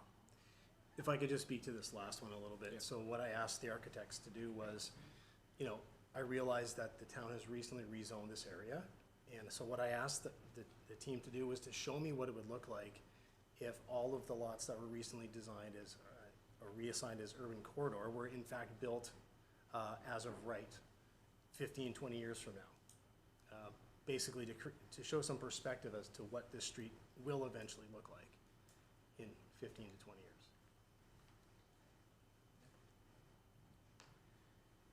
And that was all of it. All right, thank you so much. And apologies, I didn't write down your name. You're the architect. Logan Brown. Logan Brown, thank you. Okay, well, Councillor Graham, go ahead. Do you mind bringing up slide 9 again? Let's see if I can figure out going backwards. Thanks. So I'm just wondering, am I correct to assume that the building, while it is a distance, and I'd like you to tell me what the distance is from their actual homes, but I assume, but maybe I'm wrong to assume, it's pressed right up against their property lines, though? No, it's not. So It's not? on the site plan here, there are some dashed orange lines going around. There are what? There's some dashed orange lines going around the site plan. Oh, okay, I see. Those are showing the minimum setback requirements from our property line. So not the property line itself, but the actual setbacks. And our building is exceeding those minimum setback requirements on all sides. Thank you, that's helpful information. Not a problem. So what is the distance, though, from their homes? When I'm looking at slide 9, which is the easiest one Yeah. for me to understand. I just have dimensions on here, so I'm just going to read them for, to the bottom left, we have, I believe, 14.9 meters, and at the front corner on the right, 7.3 meters. And so that would be translated to the upper image, left and right of the building. Could you repeat those numbers, please? Approximately 14.9 meters to the left and 7.3 to the right. And what about to the back? So I actually originally had a dimension on there, but the house is so far back that I couldn't get it on the same slide. I'll have to get that number for you. Can you, like, is it like, so more than 14 point? Oh, yeah, so 14, 20, about 40 meters, Oh, I guess. okay. Yeah. That's, that's all I need. Thank you.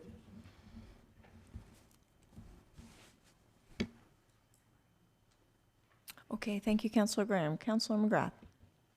Thank you, Madam Chair, and thank you, everyone, for your presentations.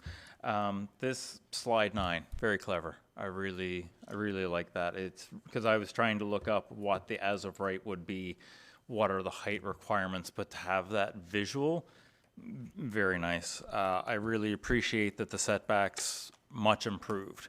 The style, I don't talk much about style because I don't really have any myself, and it's really hard to legislate taste and style. But this looks like it fits in much better with the existing neighborhood. Not that there was anything wrong with the look of the old one, but this looks like it fits in much better in that neighborhood. And very clever with the sort of this trying to split the two houses. Love that the car share is in there. Love that the bicycle parking is thought of because, again, you know, council has approved an active transportation plan in the spring of 2023, I believe it was, before my time on council. Hasn't been funded yet, but we're working on that. It's coming. So, you know, a lot of people still getting around by bike. And again, we're looking at the future. And this is where we're going to be going. I wanted to ask, with these changes, we've got a lot of the, you know, the setbacks and things. are there any notable deletions? It looks like the pickleball court is still there, but moved. The parking has been reduced, probably commensurate with the law, the reduction in the number of units. Are there any other notable units? Like Mr. Johnstone, I believe you had mentioned this fancy anti-flood for the underground parking. Is that still going to be included? Is there any, just thinking back from the earlier proposals, any other notable changes that we should be aware of? Councilor McGrath, so the flooding wall you had referred to is really a hypothetical possibility. Okay. It could possibly be included here if that's required, but at this point in time, it's not. We did remove what was previously a golf simulator just to accommodate extra space for residential units. Okay. That's good to know. I thought, I wasn't sure about that anti-flood. I thought that was something that you were planning. It's not required, but it was one of those above and beyonds that made this application stand out a little bit. With the setbacks, I know some of those trees, and this is probably not. This will probably be a question for our urban forester. Just looking at protection of those trees, it's great that setback has been, greatly increased. We still have a concern we might be hitting those roots, but we should have a lot less impact on those trees. Would you agree? Yes. Either of you? Yes. Yeah. Typically, you're looking at like a 45-degree for excavation, and our excavation for the current proposed underground parking elevation wouldn't be crossing property lines getting into those trees, so it's a much different approach than what was previously there for that impact. Okay, that is certainly important. We want to protect those trees, especially a lot of that old growth. If we could go back a couple of slides to one of the ones that sort of shows the street level view on Roby. That one will do nicely. So this was one of my concerns from the previous one, is that when we got vehicles coming out of that underground parking. What it looked like in the previous proposal, and I don't really see it very well here, is it looks like they're still going to have the car lower down when they're coming out onto the crosswalk, or to the sidewalk rather. And my concern is for people who are walking, because it is currently a very walkable area. I know a lot of the run clubs run up and down Roby. Are they going to be visible?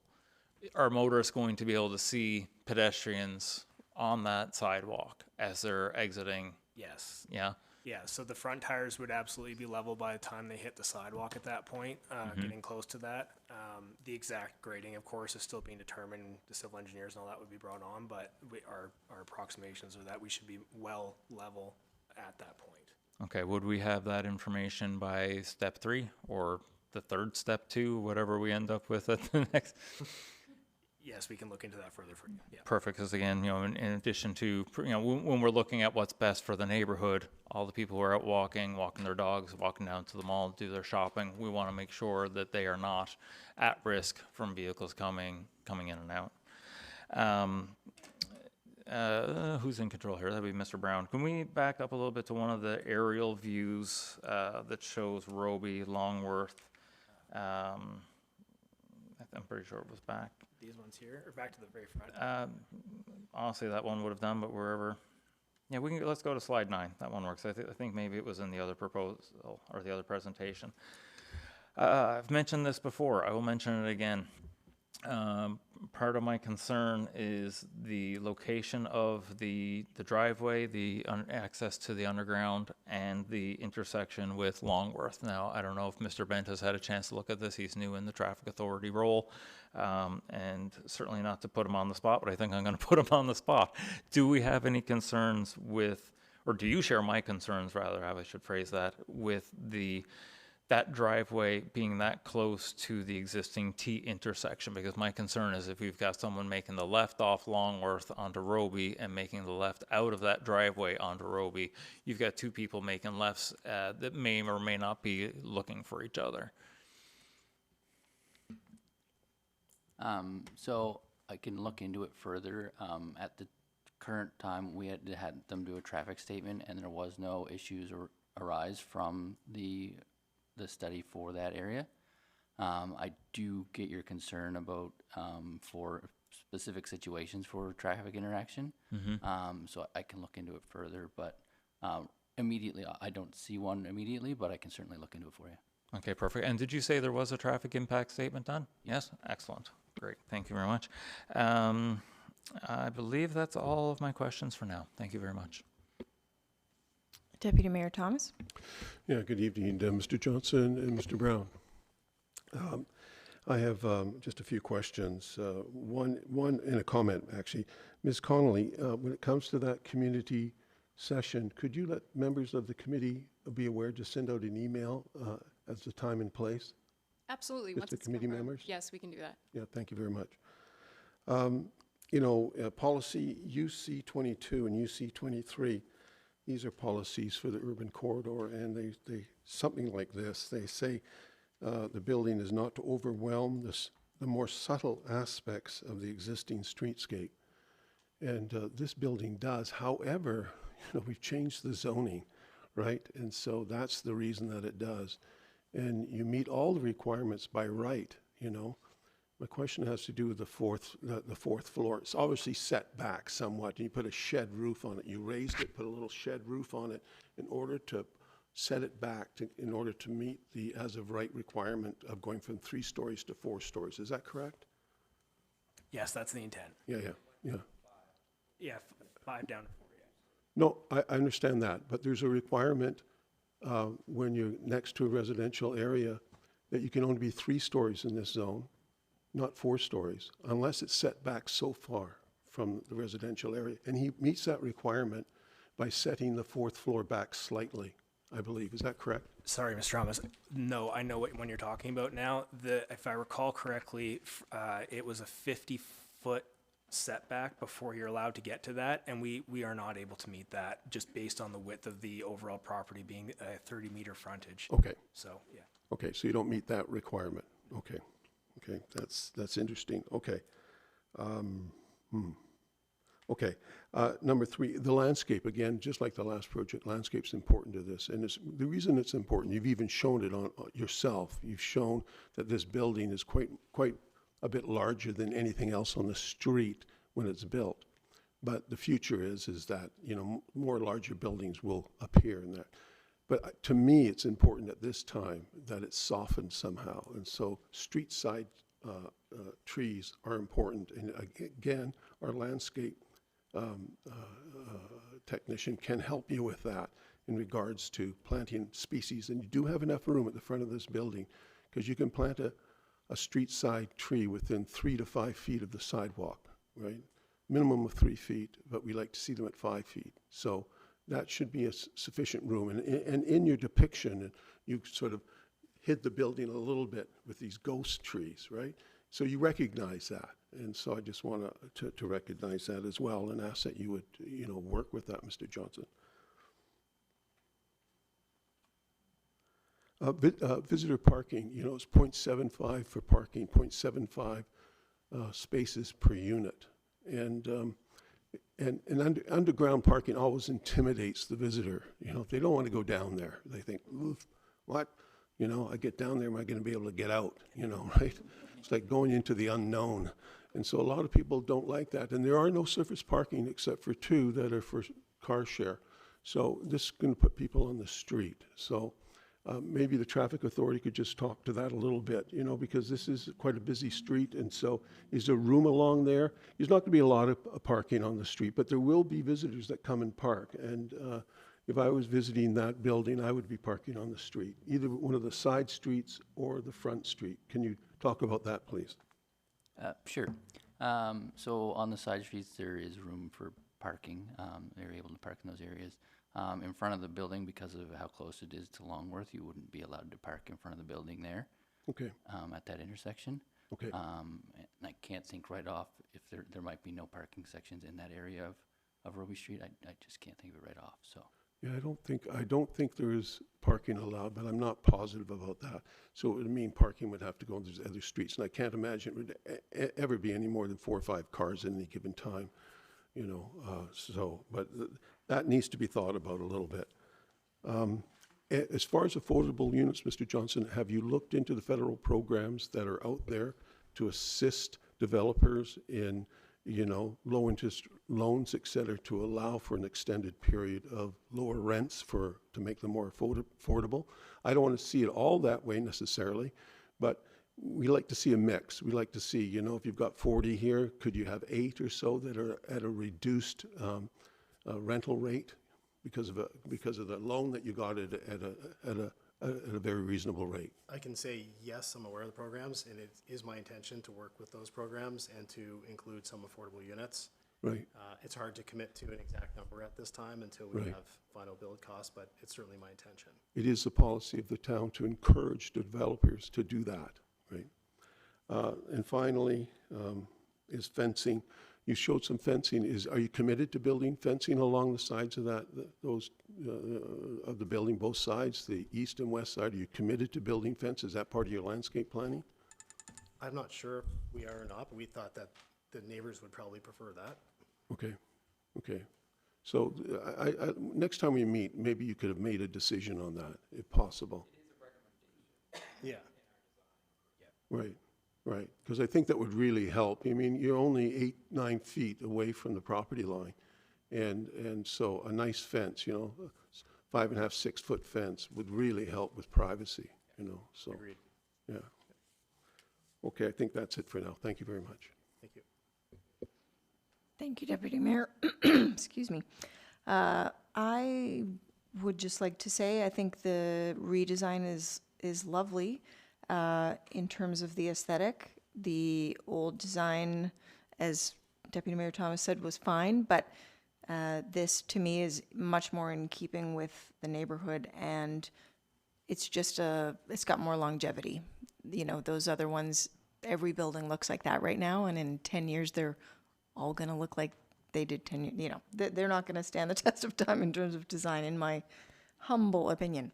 I share Deputy Mayor Thomas's comments about parking, which is, he'll probably laugh because I'm always the one who's poo-pooing the parking, but I do think some guest parking, if it was possible, would be nice, and maybe I don't know if the car share places would be usable, or anyway, but that is, I think, something to consider, and the trees.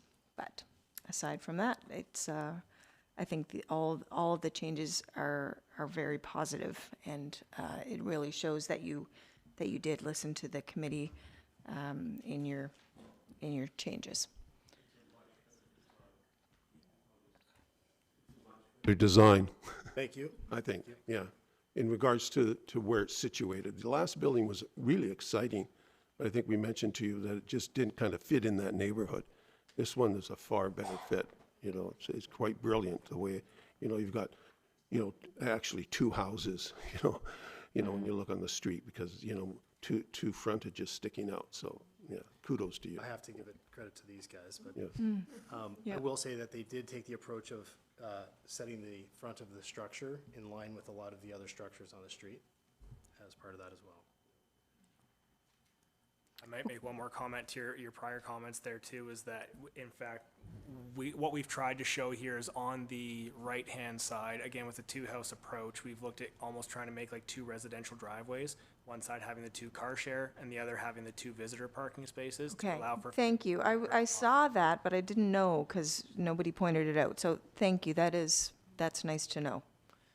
There are 2 guest parking spaces there. Yeah, it's Sorry? included in the count. Sure, yeah. If I could just note as well, it is our intention to have every parking spot underground wired for EV parking.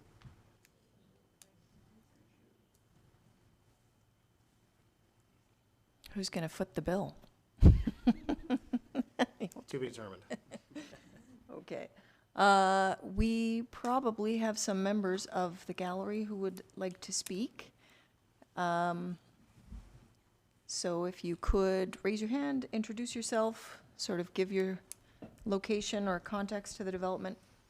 Hello, everyone. My name is Leah Poirier. My husband, Robert, sends his regrets for this evening. We live at 90 Churchill Street, which is the property directly backing onto this development. We still completely disagree with the thoughts of council in terms of the fit of this property for our residential neighborhood. We firmly believe that this is not the right location for this type of development. And given some of the comments made this evening, I do believe that we as residents in this neighborhood need to push for rezoning. That should not be urban corridor.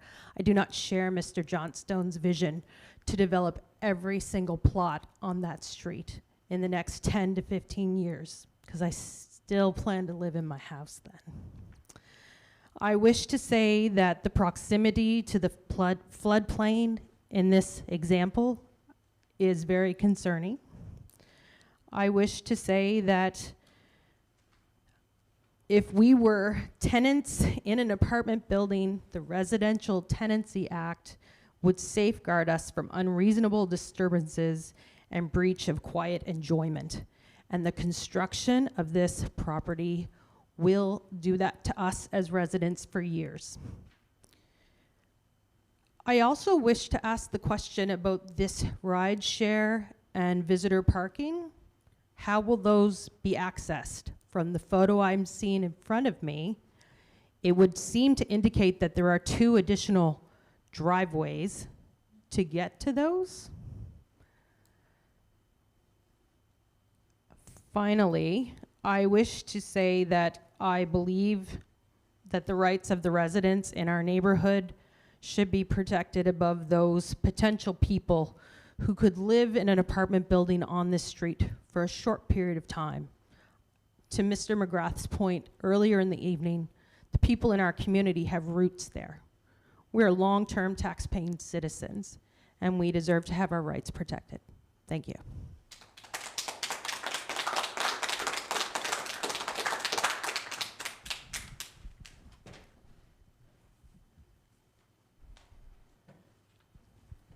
I can respond to the parking in the front. That is correct, and essentially the intent is to make it like 3 residential driveways with 2 spaces in each, except for that the underground parking would only be 1 wide to go down.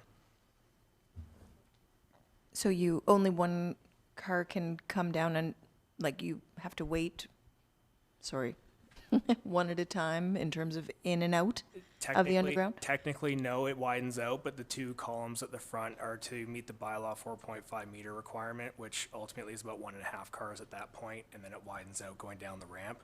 Whereas the 2 surface driveways for the car share and the visitor parking would be 20 feet wide each, essentially a double car residential driveway to pull in, pull out. Okay. Thank you. And if I could just speak to Ms. Poirier here.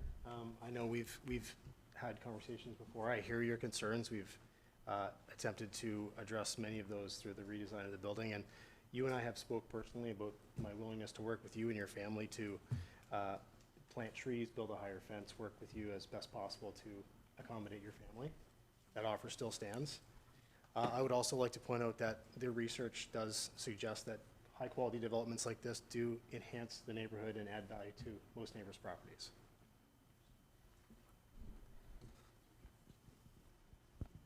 Go ahead, sir. Tom Reed, is it working? I don't, no, I don't think so. Tom Reed?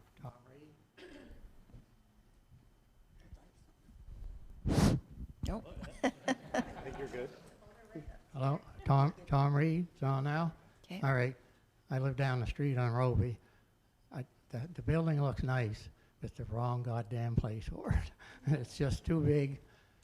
Just for the record, I owned that house, my parents owned that house, my grandfather owned that house. We had it 100 years. The 6-story, 4 or 6-story seniors unit in the back of that place that John Katie proposed was great. This is just terrible.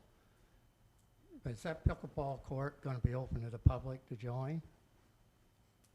A certain number of spaces, yes. Yeah. So I don't know who mentioned, could be 4 or 6 cars parking on Longworth, Churchill, George, or Hingley. I would say there'd be 20 cars a day, 10 to 20 cars a day minimum, every day. And the traffic on Roby Street's horrible now. I live down on Roby, further down. And that's just terrible. And I see even beside your house, the next big lot, that you think in 10 years is going to be an equal-sized building there. you guys are gonna get a hell of a lot of traffic on Roby Street that you can hardly handle now. You put a whole bunch of apartment buildings on Roby in 10 years, you're gonna be wondering what the hell I did. That's a terrible thing to put a big apartment that size there with minimal, not enough parking even for the people in it, let alone visitors, salespeople, everybody else. Terrible. Can't think anything else. Don't have anything pleasant to say about it. Thank you. Thank you. I think it's just to speak about the parking, because it is one of those things that does come up again and again. And we probably find ourselves a little bit between a rock and a hard place, because we don't want all of our development to be so far out of town that people can't walk anywhere. You know, that's not good for our businesses. So there is benefit to having development downtown where people can walk to get groceries or walk to the mall, or, you know, those sorts of things. And sometimes the decisions can reflect that walking can be encouraged and therefore parking can be reduced. But we do hear your concerns. Not by the look of the map there. The other developments proposed coming. Go ahead, sir, in the back. Hi, I'm Joe Andrew, 361 Roby Street.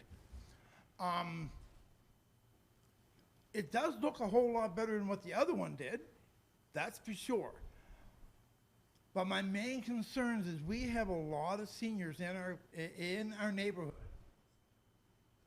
And the amount of traffic that we have right now, we can barely handle it. Like we have had people almost run over, even if we had the lights shining, right, down on the corner of George, people were almost hit. What are we gonna do with double traffic? Right, the other main concerns is we've had our homes there for a long time.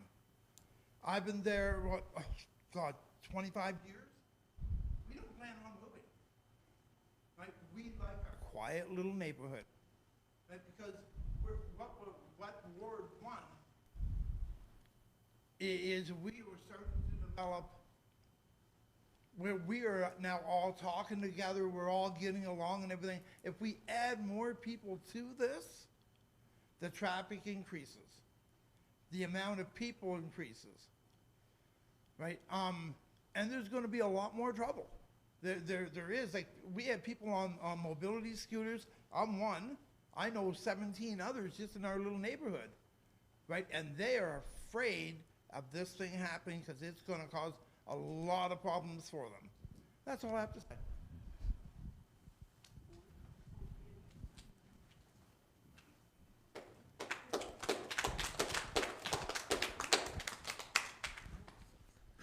Hello, my name is Mario Fortunato. I live at 367 Roby Street. We live in the lee of this building.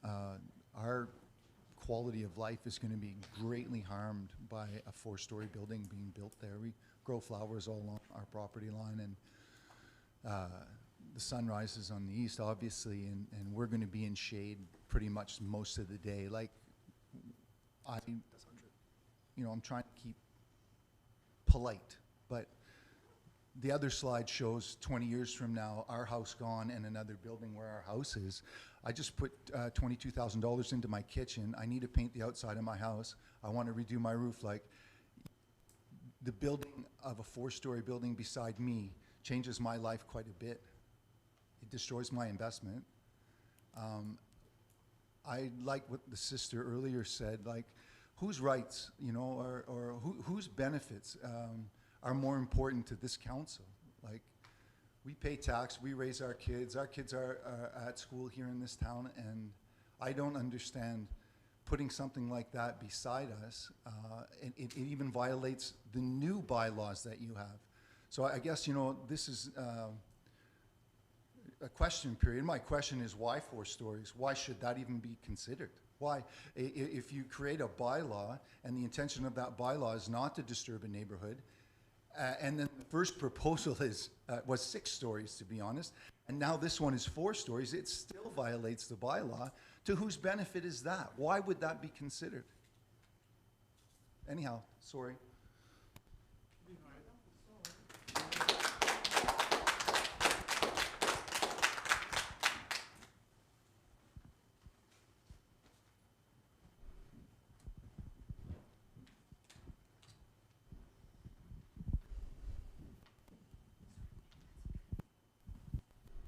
My name is Emily Riley. I live at 28 Hingley Avenue. If everyone looks up at the picture there, if they can see the top right corner, that's my property. I invited a number of the councillors to come see my property so they could sort of understand what the kind of harm this development would cause to not just my property, but all the properties along that specific side. In this development, if you have the package in front of you, you can see that this specific property is not on the floodplain, but all of us to that side are. So I am on the floodplain. And this property is approximately 3 to 4 feet taller than my property, which means that when there is a development, not only is it the additional height of the actual property itself, but there is the additional height of the building. We're already dealing with runoff from a number of the properties that are higher than us, and one of the reasons that we don't have to deal with as much runoff is because we have mature trees, because we have a fair amount of soil that can absorb a lot. There is always going to be concern when you build on the floodplain, but I think there has to be an address on this one, because even though it may not be on the floodplain, it's the impact of this is going to be. And the other thing is that this is an entirely enclosed lot with the exception of the frontage on Roby Street. If you look at all of the other larger properties in this neighborhood, they are on corners, or they extend over to Kiwanis Pond, or they are on one edge of a property. So for example, on Hayward Avenue, it's on the very, very far end. There's 2 developments. Those are the only larger developments in our neighborhood, and they all have the space to develop. This is entirely different. So I don't think we can compare and say, well, in the neighborhood, there's already some large developments. No, they're not. They're not the same as this one. This one is so entirely enclosed by our properties that it's benefiting from the things that we have done to our properties. So for example, there is going to be a significant amount of space behind this property, but it doesn't belong to this property. It belongs to Leah's family. And so when we look at this, all this does to us is cause trouble, and all this does to the developer is give them our hard work in the sense of mature trees, in the sense of space, in the sense of green grass. So I do agree it's a better design. It is still not a good development. And I don't think there's anything that can fit in there at this size that would be a good development. And there was a question raised the last time we went through this process, which was, what would we as a community accept? And it was sort of said a bit tongue-in-cheek, like, what would you take? And what we would take is, we would love the developer to move into our neighborhood and join our community. We would love him to build a beautiful apartment with a wonderful backyard and bring some families into our neighborhood and join us. 44 units with 4 stories. And am I wrong that it's actually a little higher than 4 stories because of the roof line? That doesn't add to our neighborhood. That doesn't bring anything of value to us. What it brings is a fair amount of additional work, a fair amount of additional sort of trial and tribulation, and it's not worth it for this.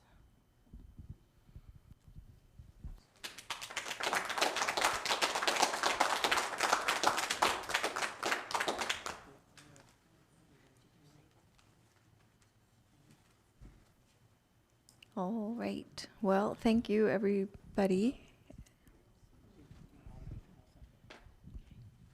You mentioned the larger complexes. I think you're good. But it's the seniors. They're 2 stories. They're spread out on a way bigger property, huge. That's not a problem to the neighbors. Not that I think. I don't think. That's great. Have seniors, quiet, hardly, lots of parking for family and visitors. They're a little bit on Longworth, the visitors. That's a bit of a problem. But the 2 seniors, they're big properties, but they're 2 stories on large lots. And they're kept up and maintained and tidy. This building probably sure it is too. And it's a nice looking building. No offense to these guys, just in the wrong place. It's urban. They're too big for what that neighborhood we're in. Too damn big. And the people, they're right, they're gonna be in the shade all day. There's another one down by me, possibly lot sold. That's gonna be an apartment building. How big's that? Compared to the house left and right of them. Probably overstoried, overpowering the houses. So you sit in the shade and people looking down at you in your yard. It's not a nice neighborhood anymore when you do that. Thank you.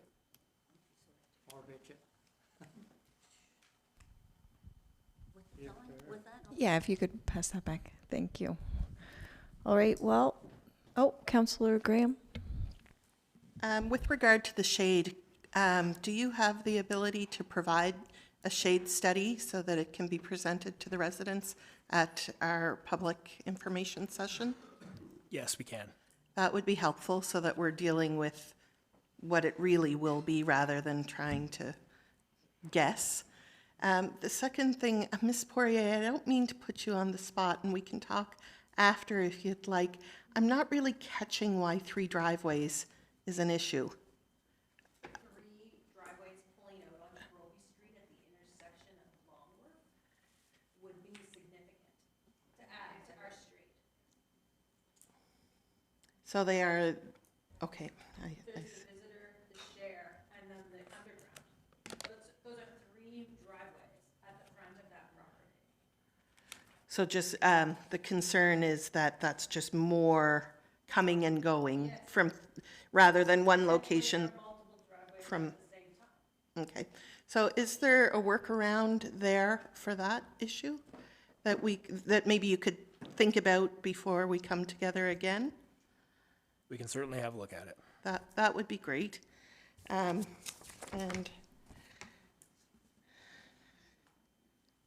that's it for now. Thank you.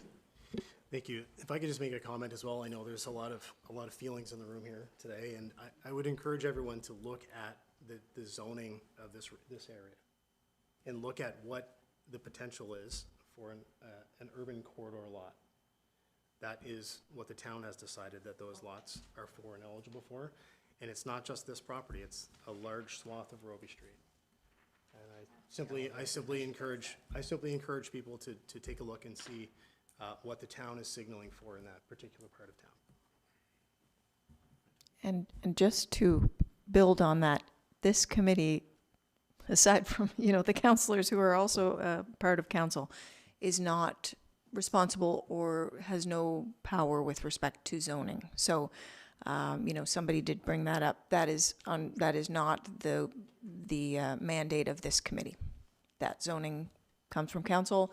I believe there was, a lot of community involvement with respect to the community plan, but that has already happened. So, yes, go ahead. My name is Sherry Fittisleen, and I live at 357 Roby, and I live on the corner of Roby and George. My big concern is the height of this building.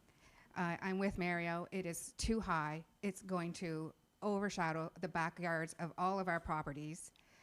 It's going to lessen our enjoyment for our outdoor enjoyment. Parking is a huge concern. I have to back out of my driveway now, and it takes me 5 minutes due to the traffic on Roby. You're going to have cars parking on Roby Street. I'm not going to visually be able to see to get out of my driveway. It's not a good development. It needs to be reworked, lowered down, so that we can all appreciate what you're trying to do. Thank you. Okay, I think we're going to move on to our next item on the agenda. Thank you. Thank you. And with respect to the public engagement session, should residents check the website, Ms. Connolly, or how will they be notified? There will be, it's my understanding, and we've done in the past, we've put notices up on Facebook for that. Also, residents are more than welcome, if they have concerns about any of these applications, to call and speak with the planning department at any time. We can definitely give you an update on that and give you the most recent information regarding any upcoming public meeting. But yes, we will put it on the website and Facebook, as well as give us a call and chat or email. Thank you very much.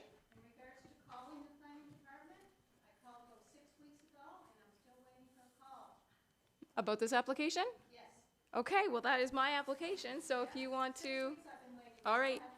Well, let's connect. I'll come over and get your information. Too late. I was treated with disrespect, not happy.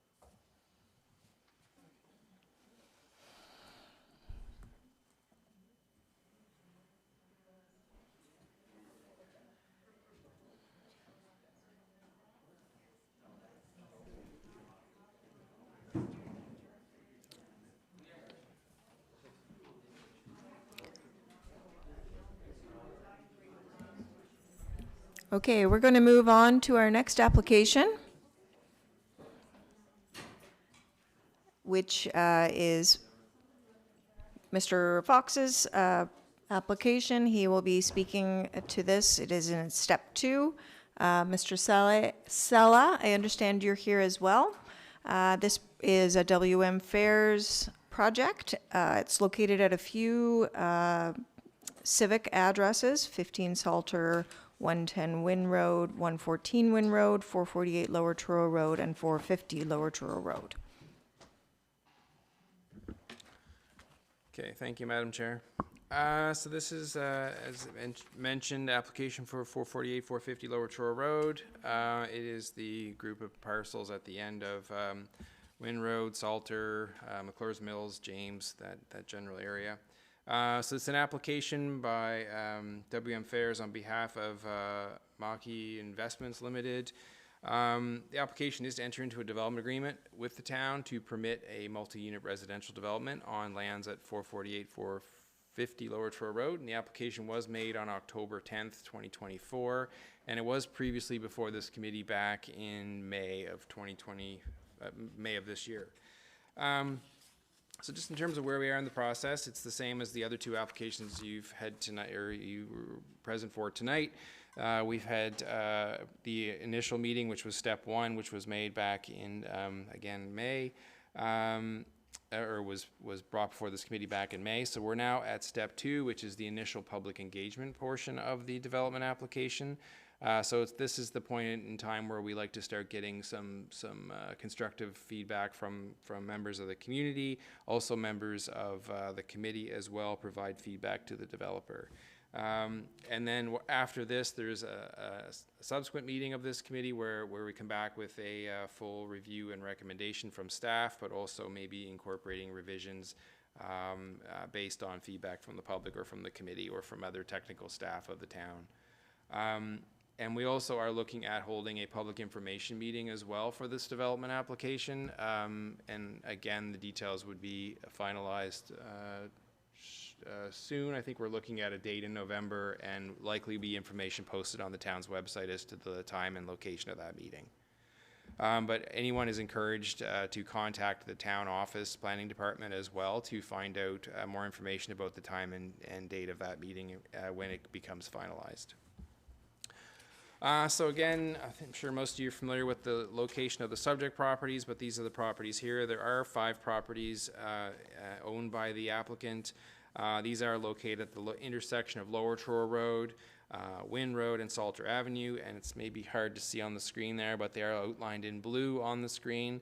Again, there's 5 parcels. The 5 properties include 15 Salter, 110 Wynn Road, 114 Wynn Road, 448 Lower Truro Road, and 450 Lower Truro Road. So it includes all those lands, not just the 2 that I've listed as just for the sake of naming the application, which is the address on Lower Truro Road. The subject lands have around 126 feet of frontage on McClure's Mills Road. There's 135 feet of frontage on Lower Truro Road. There is 225 feet of frontage on Wynn Road, and there's a 387 feet of frontage on Salter. So it is a high-profile location on McClure's Mills, busy arterial road into town, and it's a key route into Truro from Highway 102. This is a view of the subject property from McClure's Mills, showing the intersection of Lower Truro Road and McClure's Mills with the existing homes at 448 and 450 Lower Truro Road. So you can see those homes there. So the property is here in the background. This is another view of the subject lands. And I should mention too that 4 of the 5 properties do currently contain single detached dwellings. 5th property is vacant currently. So this is a view of the subject lands looking east from Salter Avenue. 15 Salter Avenue is at the center of the photo. That would be the brownish color home there. The properties are landscaped and feature large areas of lawn as well as several mature trees. This is a view of the subject lands looking east from Salter Avenue. 15 Salter is at the center of the photo. Actually, that's not true.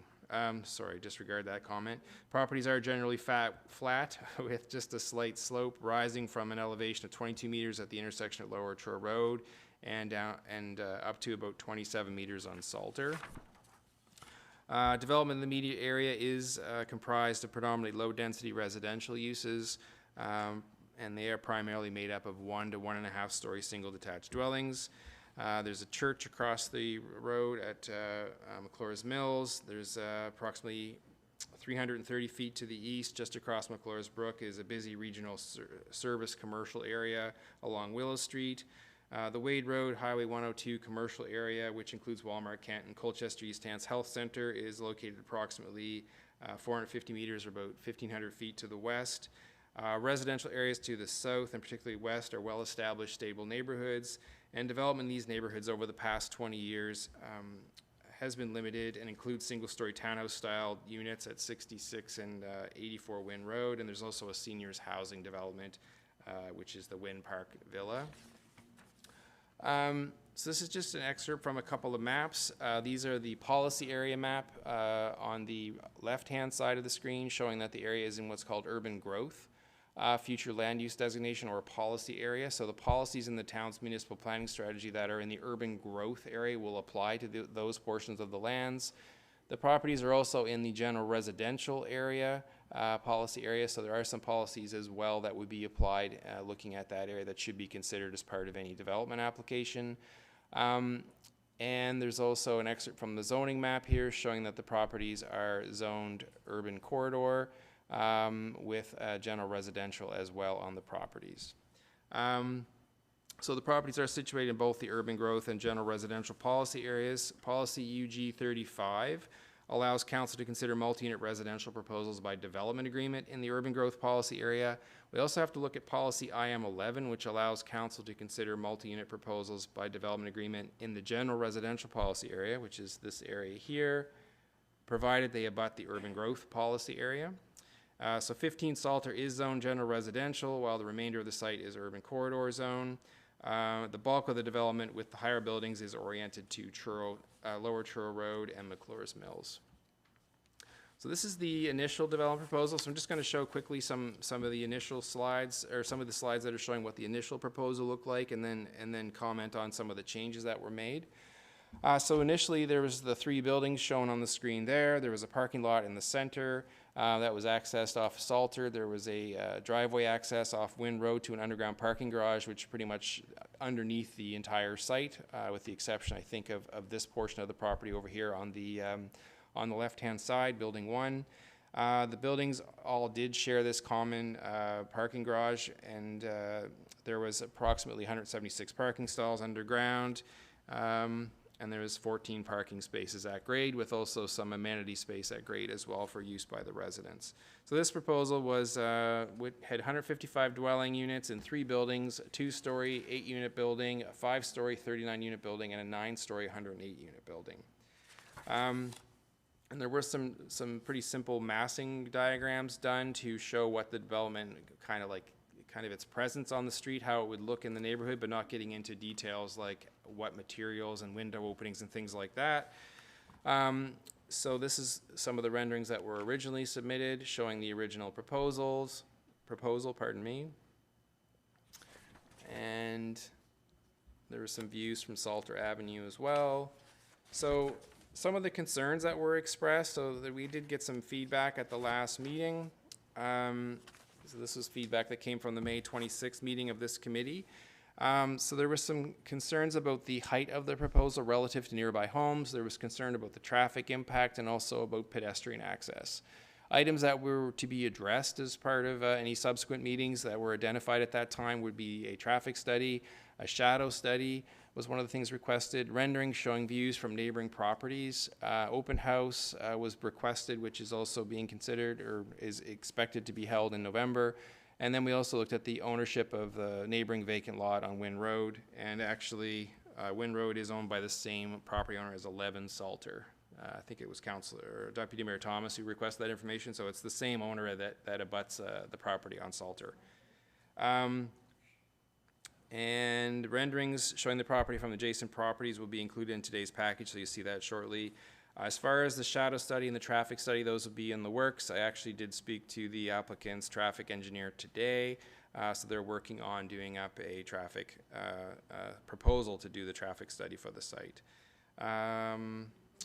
And let's see here. Okay. So just in terms of what we're looking at for a revised proposal, some of the changes we're looking at here. So we now have, it's still 155 units. It's in 3 multi-unit buildings and there's also a 1 townhouse style development here with 3 units in it. The building 2 over here, the numbers of the buildings have changed, which is a bit confusing, but this building over here is a 3-story multi-unit building.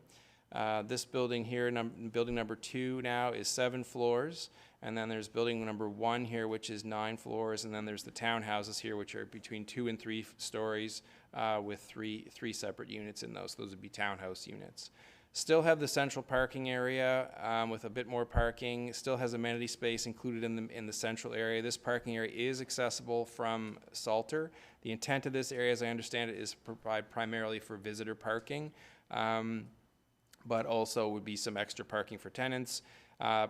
The main parking area would be underground and accessed via a driveway and ramp off of Wynn Road. The proposal has 84 1-bedroom units, 68 2-bedroom units. There are 3 townhouse units, as I mentioned. The 9-story building was to be 84 units, dwelling units. The 7-story building over on Wynn Road was to be, or is to be, 56 units, and this 3-story building over here has 12. There's 198 parking spaces in total, and there's 22 surface parking spaces, and the buildings will share a 2-level underground parking garage for 176 spaces with access, as I mentioned, off of Wynn Road. So there's an underground parking garage which goes under the site itself. So all these buildings would share that underground parking garage. Not sure about the townhouses. Couple other little key changes. Building 2 is mostly unchanged, so this building here is mostly the same. This building here has had 1 story added, so it's now 3 floors. Building 1, which is this building over here on Lower Truro, the one at the corner, has moved away from the homes on Salter, so it's further away from the lower density uses next door. And there's new townhouse units have been added to provide a transition between the single family dwellings on Salter to the higher building and the higher density on the site. So just some renderings showing the proposal. So this is a view from the front yard of 21 Salter Avenue looking east. So this is the 3-story, 12-unit building here, which would be at the corner, well, it's Salter and Salter. It's kind of a confusing little configuration of streets, but that's where it's located. And there's the 9-story building in the back, so that would be further away, closer to like the Lawtons, closer to McClure's Brook. Townhouse units, kind of hard to see in this rendering, but they're shown here, and that would provide the transition down to 17 Salter, and 19 Salter is here, shown there. Okay. So just some other renderings showing some different perspectives. So this is a view from the yard of 21 Salter looking east. So you can see the 7-story, 56-unit building here. I'm actually not sure if that heading is correct, so apologies for that. But this is 100 Wynn Road is here, so this would be the house at the corner of Wynn and Salter, 100 Wynn, and then 11 Salter is located here. And this is the new 3-story, 12-unit building located here, so that would be at the corner of, again, Salter and Salter. And then we have the 7-story, 56-unit in the background, which would be the one oriented to Wynn Road. So this is a view from Lower Truro Road looking southeast, and this is where the massing of all the development has really been pushed. The density of the development's been pushed to the corner. So here you see the 9-story, 84-unit building, and there's been some articulation or some details added to the facade to give you a better sense of what the building would look like. So it's not just a shapeless sort of or a featureless kind of shape. It actually adds some details here showing that there is a podium element added to the building at 3 floors to try and make it break up the mass of the structure a little bit. And you can also see the 7-story, 56-unit building here located on Wynn Road. And there's another rendering here, which is from McClure's Mills and from the end of James Street, basically, looking across at the site. So you can see the 9-story building here, and then you can see the townhouse units here, which step down to Salter Avenue.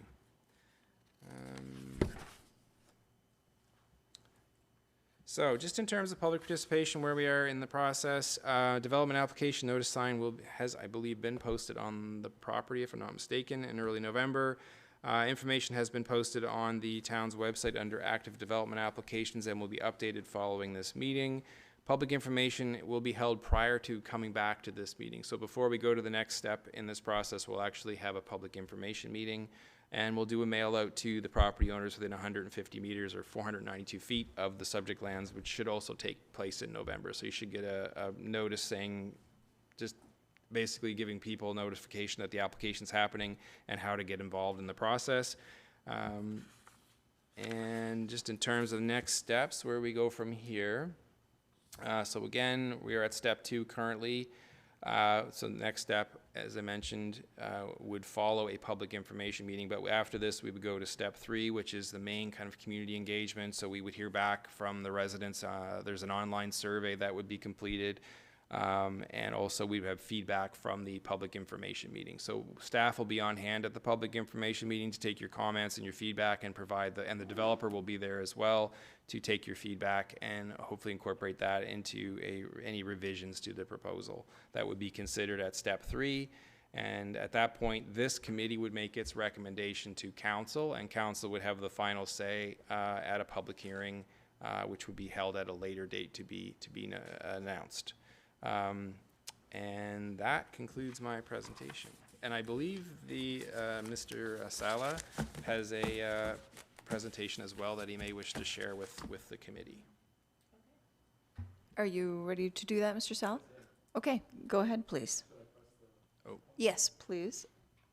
Thank you, Madam Chair, members of council, and members of the committee.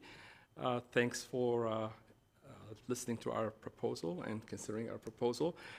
Jason has done a pretty thorough job, so I am going to condense my presentation, not to be repetitive, but still there's a few things I would like to add that were not mentioned, and I do have some better visuals cross-referencing to the site plan, so I'd like to go through those as well. I won't go much into detail on what was proposed before. Jason did that. So before we had 3 buildings. Building 1 was a two-story building, building 2, 5-story building, and building 3, a 9-story building, 3 stepping into 9. And we had a courtyard shared between landscaping and parking.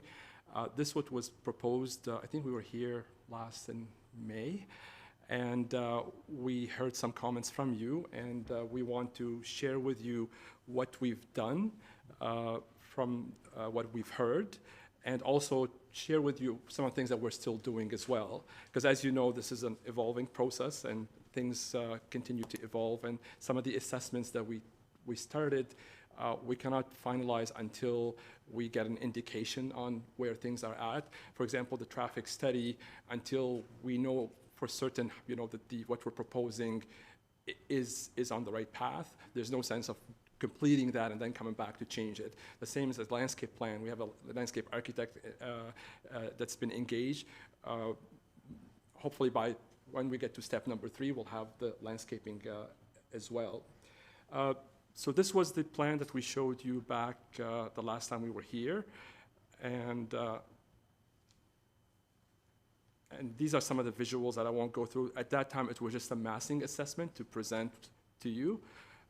And now we have come back with a revised concept. And what this concept has, it has four different structures instead of 3. Building 1 is a 9-story building. Building 2 is a 7-story building.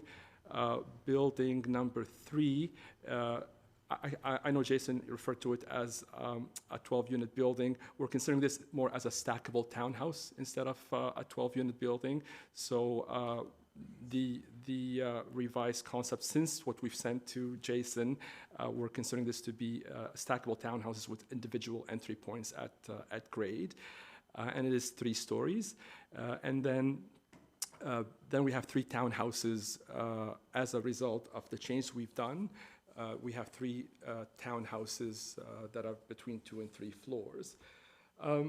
So what we've done, the key design refinements that we've done, The 9-story building, which is building number 1, the footprint of that building has been reduced by 33% and shifted to align with Truro Road. This creates a significantly improved separation from 17 Salter Avenue, increasing the setback from approximately 10 feet to nearly 100 feet. So the building that was more of a V-shaped building, we've reduced it, we've shifted its location and orientation, and by that we have created a setback between 100 feet setback from the property line along Salter Avenue. The 3 townhomes have been introduced to create a softer transition in scale between existing homes along Salter Avenue and the taller mid-rise building. So that space, that setback, the separation that we have, we introduced 3 individual townhomes to transition, which would be comparable, in mass and scale to the existing topology along Salter Avenue. The amenity space, surface parking, and underground parking access remain consistent with the previous concept. So we still have indoor amenity spaces and outdoor amenity spaces. The access is still from Salter Avenue, and the access to the underground parking single access from Wynn Road. Building 2 has been moderately reduced in size while increasing in height from 5 to 7. Due to its location and natural buffering from adjacent properties, this is considered to be an appropriate form. The pedestrian connection proposed between Wynn Road and Lower Truro Road remain consistent with the previous concept, improving walkability and access. So now I'd like to toggle through and show you some of the visuals that we've done so that you can get an appreciation all around the site. That's one thing we've heard from the last meeting is specifically, a rendering or from 17 Salter. So if you can appreciate what I'm going to go through, the reference points are on that plan. So we're going to go from A, B, C, D, E, F. So I'm going to show you where the location is on the street level, and then we can show the massing that from someone standing on that point. So the first one is close to Salter, what we'll call Salter and Salter, which is reference A, and this is what you see from that vantage point. Sorry, like the plan here looks a little darker. It's very hard to really represent what's being proposed, but with a 2D image. But you can see the stackable townhouses with individual entry points. And these would be a three-story structure. So that was from point A. That's what you would see if you were standing at point A, which is at the corner of Salter. That was point A. Point B is close to the other end of Salter. So someone standing at that point, this is what they would see with what we are proposing.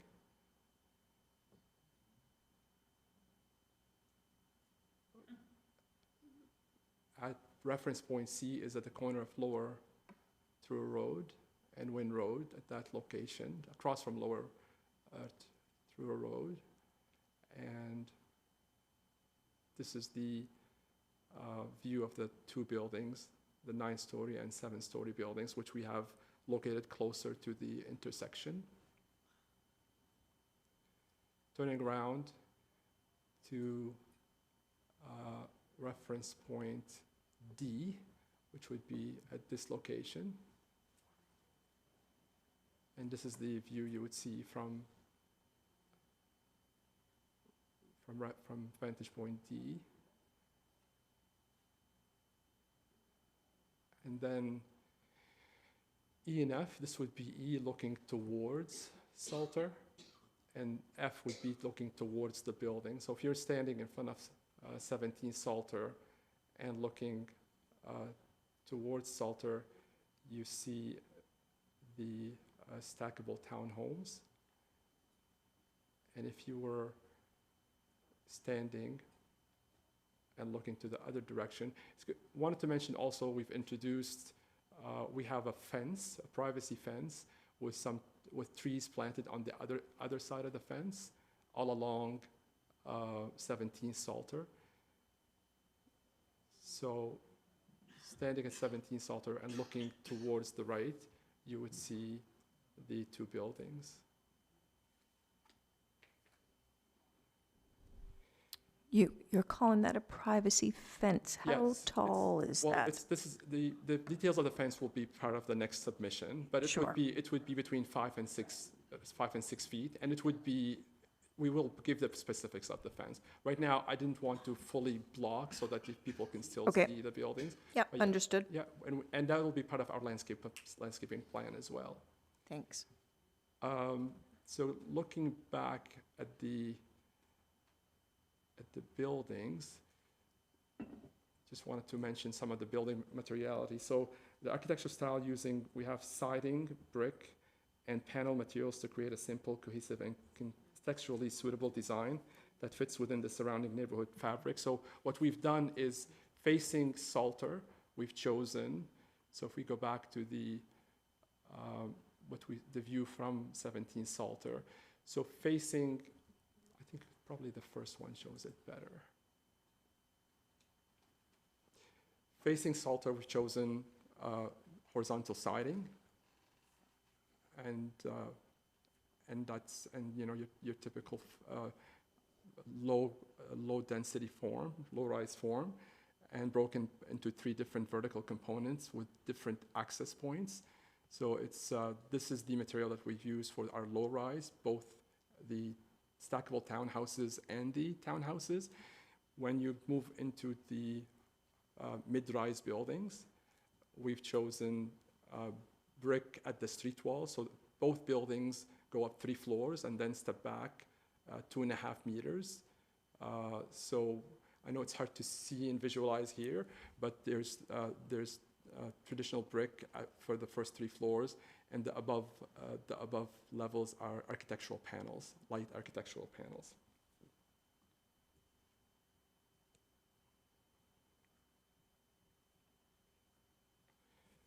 So what have we heard from you? When we were here, you had mentioned to us that you want to see some views from 17 Salters.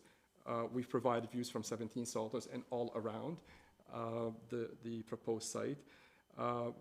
You've asked for a shadow study, and your consultant is engaged.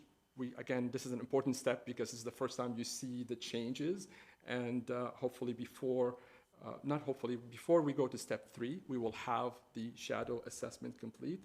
The same with the traffic study. We've engaged a third-party consultant, which started to communicate with your development engineer to understand the requirements, and they would be providing a catered traffic impact study based on the requirements of your development engineer.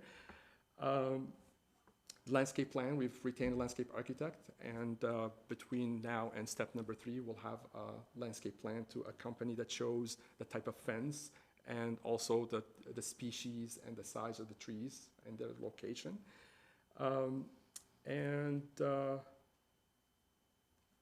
We have a civil engineer retained as well to provide servicing schematics for what we are proposing. So they would show how we intend to service the proposal with sanitary, storm, and water.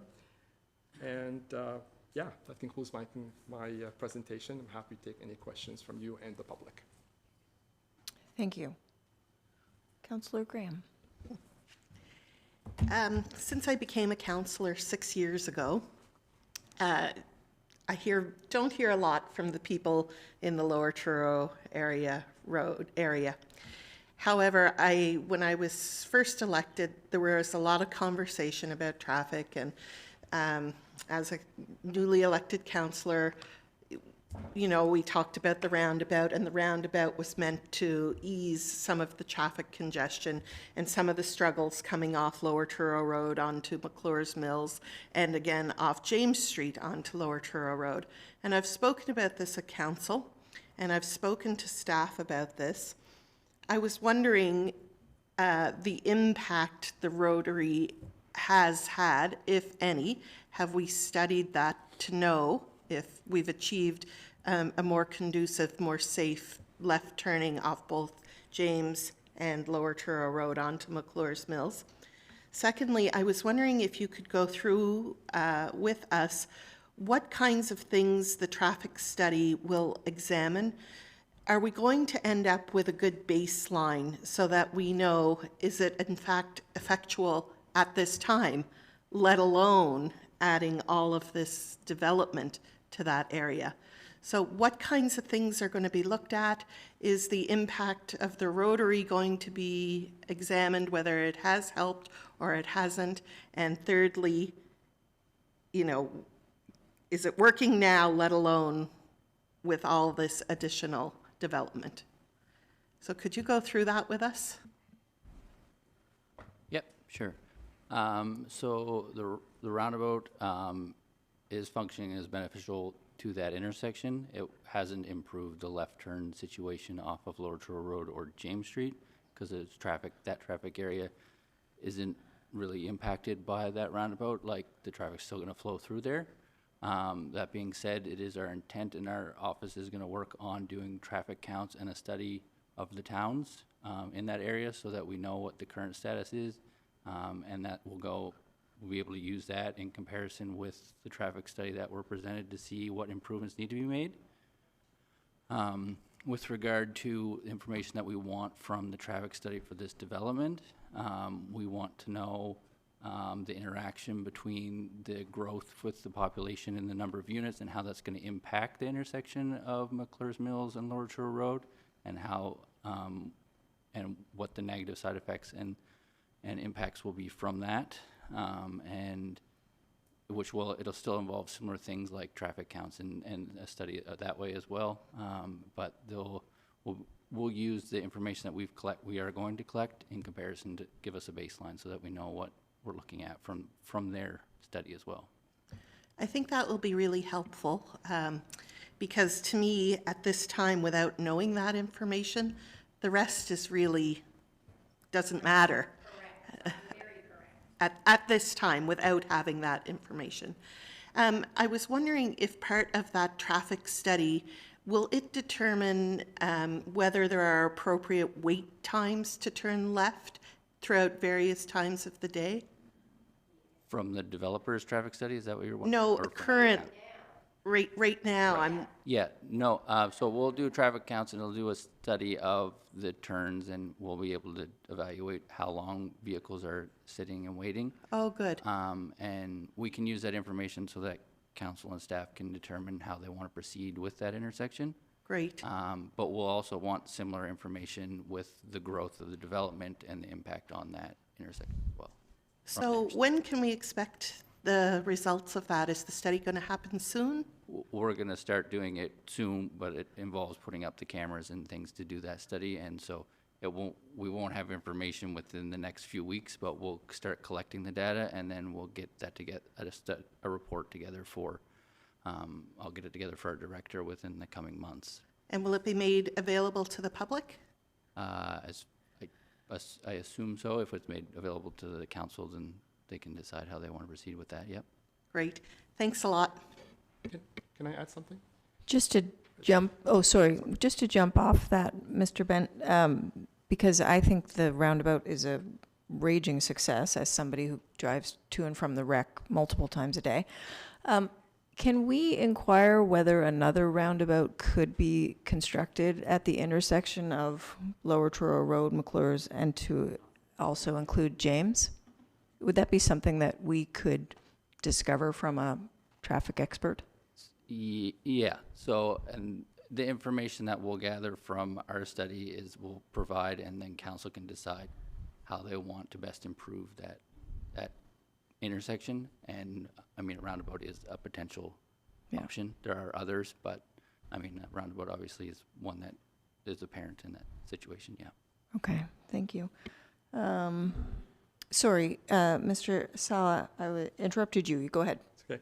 So I wanted to add, I just wanted to give you an idea from our view how we go about this. So we are the architects that are representing the owners and leading this proposal. Part of this process is to do a traffic study. We've retained a third-party consultant, expert in the field. They actually are very knowledgeable in Truro. They've done a lot of work in Truro, and I think they've done some work for the town as well. The scope of their study is determined by your team, right? So we have no say on what we tell them to do. Your team tells them what the scope of and the parameters of the study. Typically, they come back and they look at what we are proposing. They also look at if there's some known developments that are happening, they take that into consideration as well. So if there's other applications in the area that are proposing density, they take that into consideration as well. So they take existing, they take proposed, and they take also what's known from proposed, if there's other proposed developments. They might not be approved yet, but they will take them into consideration. And then they come back, they say, yes, this works, or no, it doesn't. For it to work, you need to make these improvements. That's what typically those assessments come back. And it's a third party, third arm, like that consultant that, and the report is public. It's sent to us and sent directly to staff, and it's made public. Yeah. Are you paying for that? Yeah, yeah. All the costs of the proposal, not us, but the applicant does. But just because the applicant is paying, these are reputable professionals that have professional designations that belong to an association. It does not matter if their credibility is by the stamp that they provide. They also provide service, to you as well. So it doesn't matter who pays for them. What they produce is based on science and standards. Thank you. Councillor McGrath. Thank you, Madam Chair, and thank you, Mr. Sala, for returning and for your extra information. Looking at the slide that we have up right now, I'm just curious, that intersection with Wynn Road and Lower Truro Road, that's changed a little bit. So it used to be more of a sort of a Y, which I could see be very easy for people coming off Wynn Road to roll through that stop sign. And I see some nodding from the people behind you, so I'm guessing that this is something that maybe happens frequently that they have seen. So I love this design change to sort of force people to stop. We don't rely on the sign. We're doing a design change to force people into that 90 degree. I love that. And I don't know if that's possible as well in our discussions about Lower Truro Road and McClure's Mills Road, because that is an extremely wide road with all these slip lanes. Again, it's very easy to just go through there very quickly. So if we're looking at a roundabout or we're looking at a narrowing of a road there, that's probably not, part of your development specifically, but it's certainly something that we should be, or you and your team should be discussing with the town and Public Works. I love that you got those, you incorporated these views from 17 Salter. I think the change of that 9-story building to townhouses there certainly does soften that transition. I don't necessarily love that view from 17 Salter still of the buildings, but it's definitely much improved. So thank you for that. That was actually myself who asked about that unoccupied parcel. Mr. Fox, you indicated that is owned by the folks at, I guess that would be...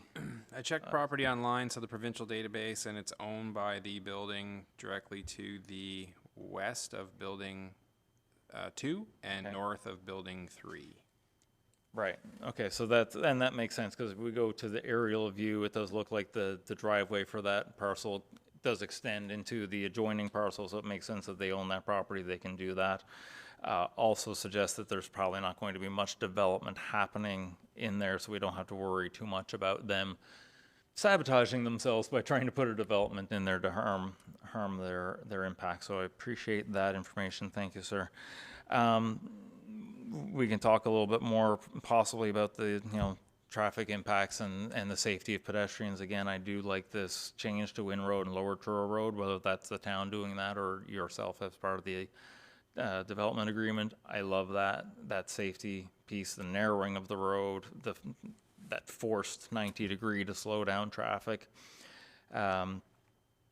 I wonder if our traffic authority has considered, now this is something you may not be aware, Mr. Brent, so let me back up to May 26th of this year when Mr. Sala was before us.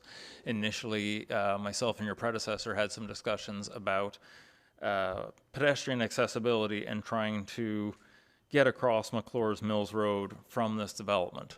And I think that would be suicide. Frankly, you'd be playing Frogger. That is a very dangerous thing. But there's only sidewalk on the south side of McClure's Mills Road. Do you know, sir, and again, I apologize, I'm putting you on the spot a lot tonight, sir.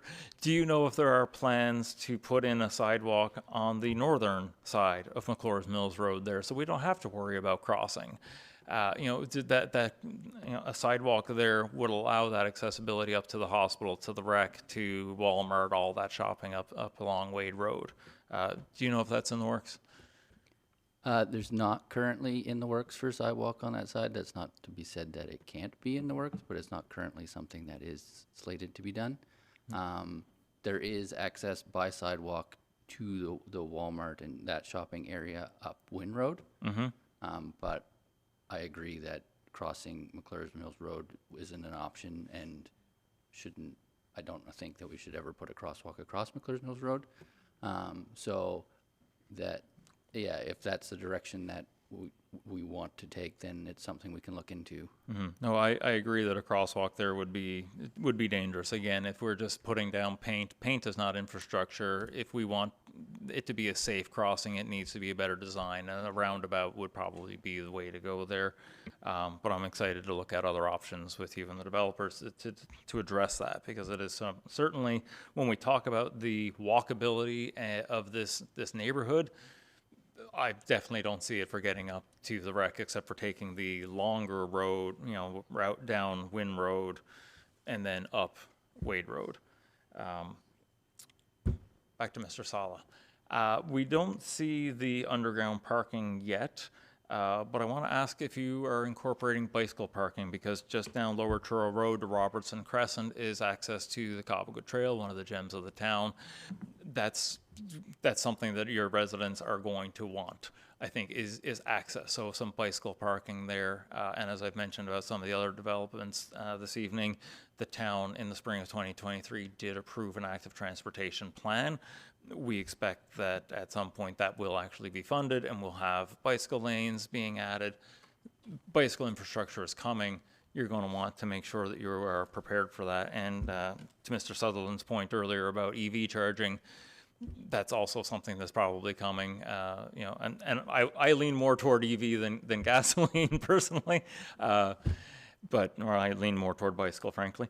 But that's something, again, we want to be looking to the future. What are we expecting? And we're expecting a lot more EVs than we are ICEs.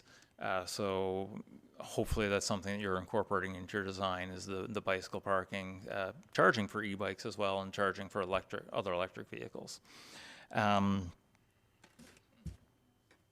To my standard list of questions, ownership versus rentals. Is there going to be any opportunity for people to purchase any of these units, or is it going to be strictly rentals? I believe that the possibility for the townhouses and stackable townhouses is there. The two buildings are not, they're rentals. Yeah. Okay, so there is some possibility Yes. for a mix of options. Glad to hear that. Affordability. Obviously, when we're getting into underground parking, that can be very expensive.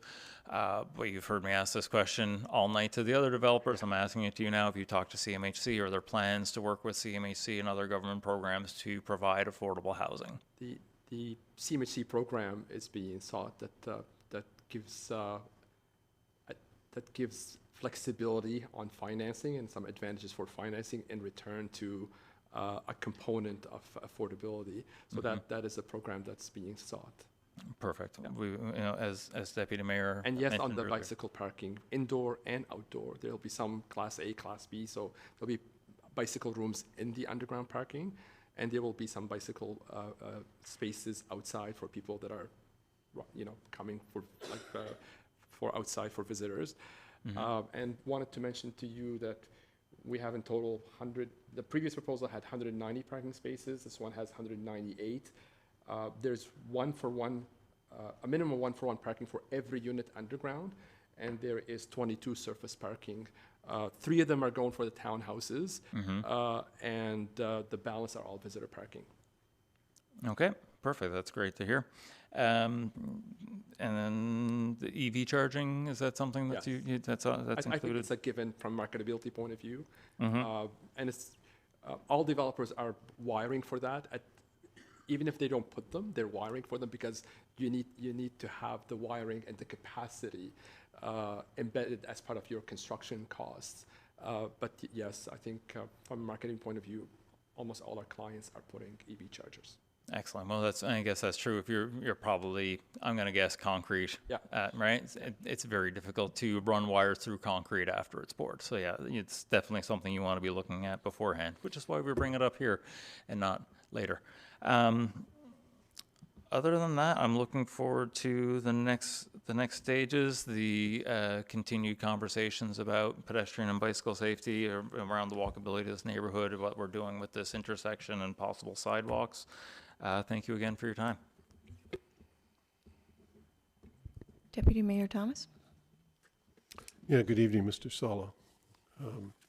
Just as, my question is for the planning department, Mr. Fox.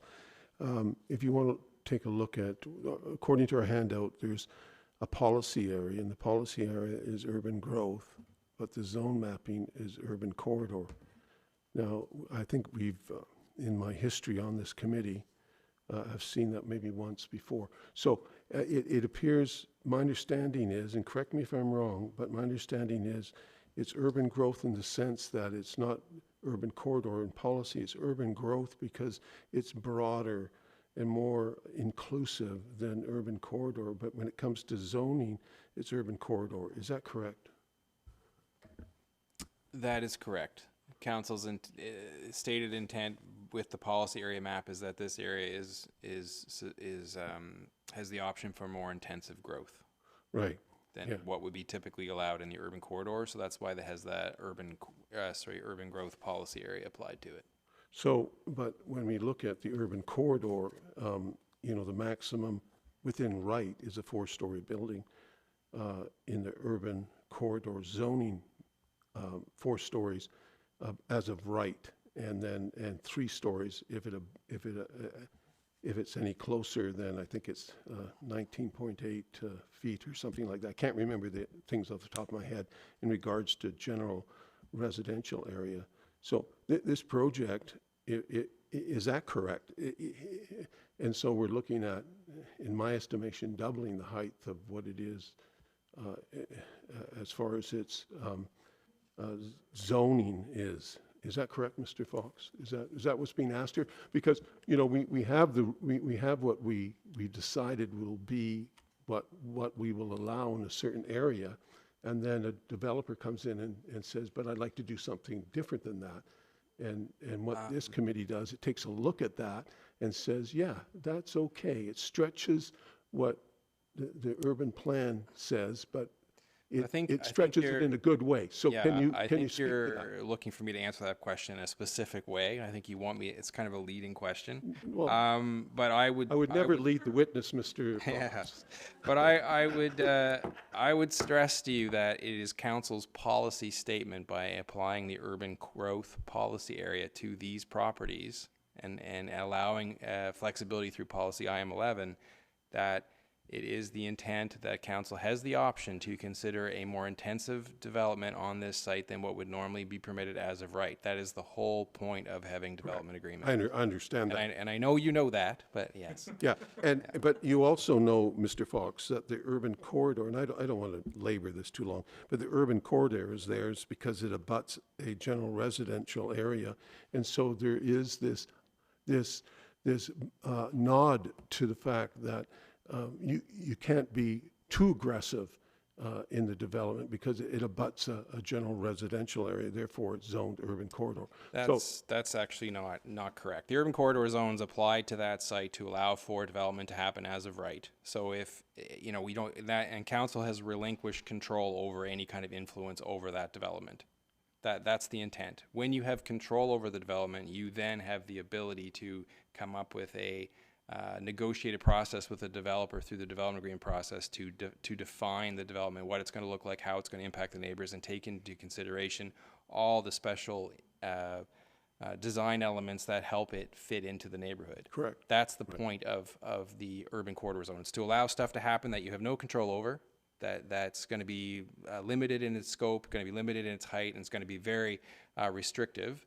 But if you have control over development, you allow things to go by development agreement, and you can do more density. And that's the intent of having the urban growth policy area applied to the property. The zoning is only there for the as-of-right stuff that happens if we don't want to get involved in the design. We just want to allow it to happen according to the I'm not going to argue with you, Mr. Fox, but, you know, the urban corridor has that as of right, and it's not as of right 8 stories, it's as of right 4 stories because it abuts a general residential area. So you have to at least give a nod to my interpretation that it is zoned urban corridor for a reason, and not part of the urban corridor policy area. So I'll leave it at that, you know, because we could talk about it all evening and not come to maybe a full agreement. So, but I do want to say to the architects, you know, as far as the land use and shifting things and reducing the size of the 9-story building footprint and trying to soften the approach between, you know, Salter Avenue by putting, you know, 3-story buildings and et cetera, to soften it, is thoughtful. I'll give you a nod to that. But last time I said to you that I wasn't in favor of the project because I felt that a 9-story building next to essentially 1 or 2-story residential area is not fitting. So that's the way I don't want to pull any punches. I'm telling you how I feel, and I told you how I felt last time, and I continue to feel that way. So.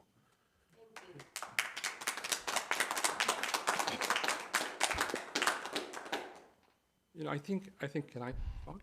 Sure, yeah. I think it's important for us to explain to you maybe how do we, what goes into the height when we look at, because when we assess a site, you know, what do we take into consideration to determine height? Why not 4? Why not 15? Why not 6? There's a strategy. There's things that we take into consideration. We don't come to you and ask for more and hope that you would give us less, right? We're professionals. We look at the site. We look at certain parameters, and then looking at these parameters, we decide what form and what height we propose the sites. So, for example, in this, you know, when it comes to a site like this, we take the site location geometry into consideration. We take the site context into consideration. We take the road classification and access. We take the ability to provide proper buffers and building separation, proximity to existing amenities, and vehicular circulation and pedestrian connectivity.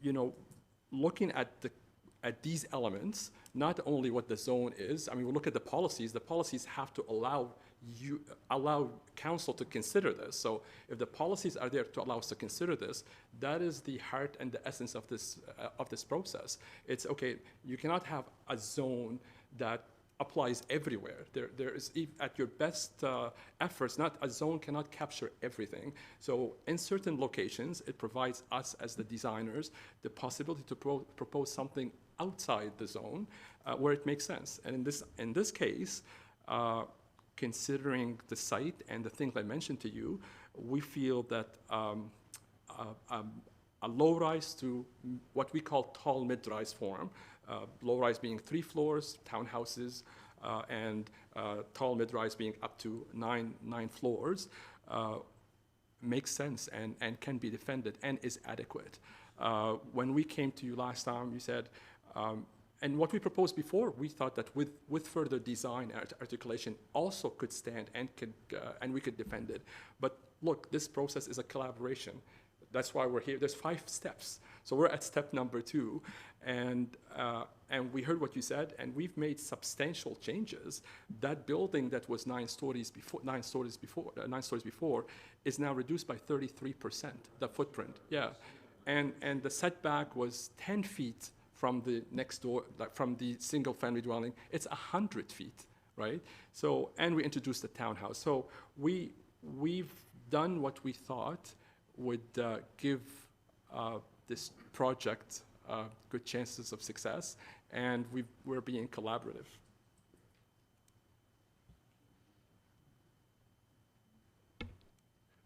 You know, you should be aware, and it's been pointed out to me in the past, I am one vote on this committee. I'm also one vote on council. So that you know that. I understand, but look, we take everything we hear to heart. We listen, like, right, you know, this process is a public process. Absolutely. Yeah, right. So what you say matters, what other people say matter, and Of we course try it our matters. best. We cannot please everyone, but we try. We try to make things work. But I also look at the project in its entirety and take a look at the traffic situation in the surrounding areas, and that's a judgment that I've made, so. And I respect that. Thank you very much, sir. Okay. I think we have some people in the gallery who'd like to provide some comments. And just a reminder, we will have a public engagement session. So this will not, yes, that's my understanding, but you'll be made aware of the date. Sorry, it is set? Yeah, so we have confirmed a date of Okay. November 17th. That will take place at the Truro Fire Hall between 1 and 2 and 6 and 7 p.m. November 17th, between 1 and 2 at the fire hall and 6 to 7 p.m. Yep, and that will be included in the notice that we send out to everyone. Thank you. Can I make? Thank you. Can I make a little request, if you don't mind? If I D- may. Is it okay if people don't clap? You know, it's, I mean, I'm here to listen and to make notes, and I would really appreciate it. Like, it pins us that it's me against everyone in the room. Yeah. It's a little uncomfortable. I'm respectful. I listen to everyone's views, and I'm here. This is part of the process. So there's, I would ask that people just don't clap every Yeah. time somebody speaks. That's understandable. Yeah. Thank you. If people could abide by that. I understand that Yeah. too. That's very rude. But a point being made. I look at this picture. I Yes. live at. Do you mind introducing yourself and just indicating where you live? I am Susan Wynn. Do you like My me to put family. Would you like me to put it up the screen? Would you like me to put the picture up on the screen? Oh, yeah, sure. Please, yeah. This picture. Yeah. I look at this picture, and I live at the top of Wynn Road.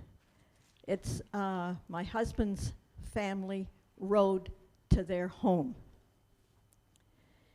I look at this picture, and I see everything between McClure's Mills Road and where I live obliterated. It doesn't exist. I'm at the top of Wynn Road, and I can look over that building probably. But everything in between there and my home at the top of Wynn Road is gone. It's obliterated. I'm sorry, I don't like the look of that in my area, my community, my home, and my friends. And the senior home in their Wynn Park, beautiful, fits in, it fits in.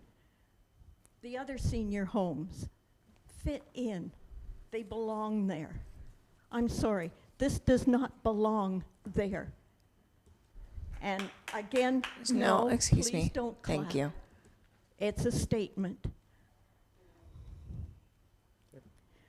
And the traffic, I thought that traffic control or that traffic study would have been done before tonight. Will it be done before the 17th? I don't think so. I'm sorry. I'm sorry. It's impossible. And that's all I got to say.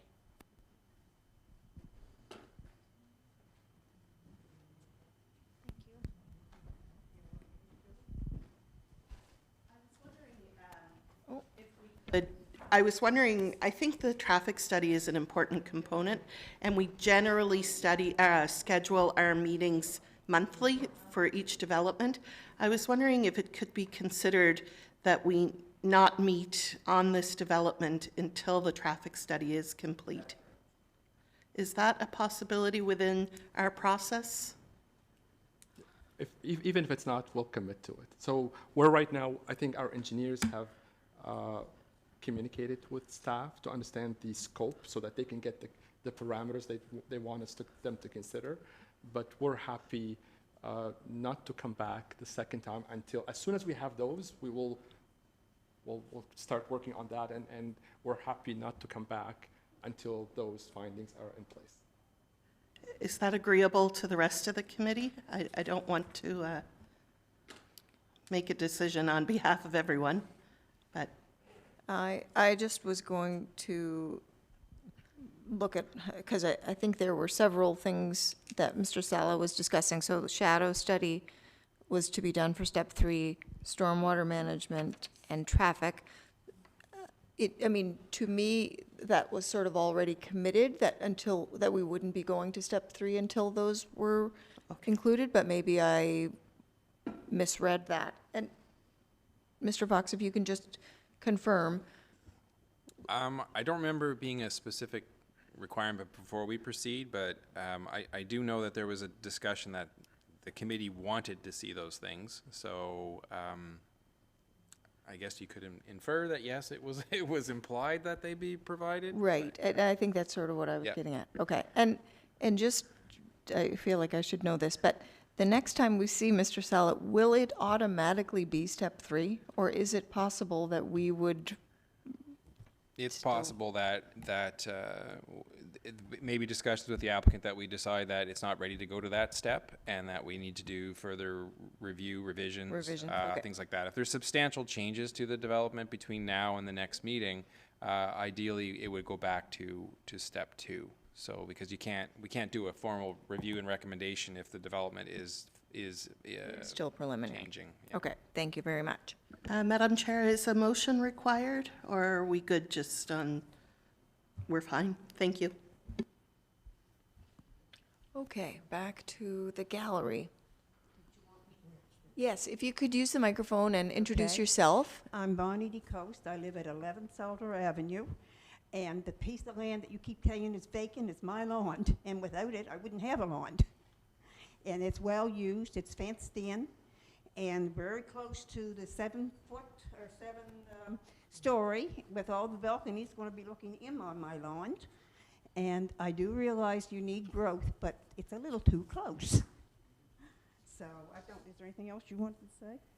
It's only 2 feet away, the end of the building, so. Yeah, it's right on our fence, basically. So that piece of land is well used. Why is it called urban? Yeah, the half of it's residential for that, and the other half you've got down an urban corridor. And actually, it's one bill that comes to us with property taxes, and it does have 2 PID numbers, but we've never considered it separate property. That is well used. It's got a gazebo on it, it's got a fence on it, it's got flowers, it's got our, we have all kinds of landscaping back there, so it's certainly not a vacant lot. I guess I could be using this, but I don't really need it. So, I mean, and I've been there 25 years. I don't plan ever moving again. I moved once in my life. I'm not doing it again. And, but I guess I'm getting lots of neighbors. So, and I may never be able to get out of my driveway again. So, thank you. Maybe the applicant, Mr. Sala, you could speak to, because I don't know that we saw whether there were balconies on that side of the building. Maybe we did, and I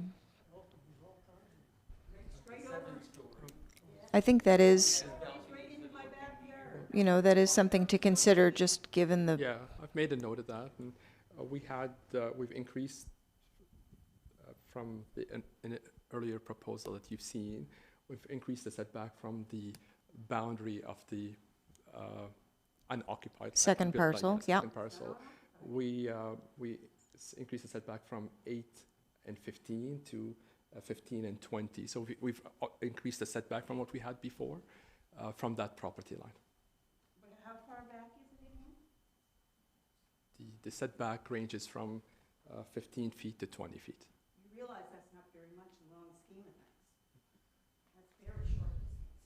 Sorry, I'm gonna have to require you use the microphone if you're speaking. I don't mean to be, No, that's okay. I can't hear that this is working. I just say that's not, 15, 20 feet's very short distance. I mean, that's a quick walk. So that's all I mean. It's still close. And it has, and there's no privacy whatsoever for us in our backyard, and that's where we do kind of live most of the time in the summer. But anyway. We could look into also adding a privacy fence and We have to and be about trees. 15 feet.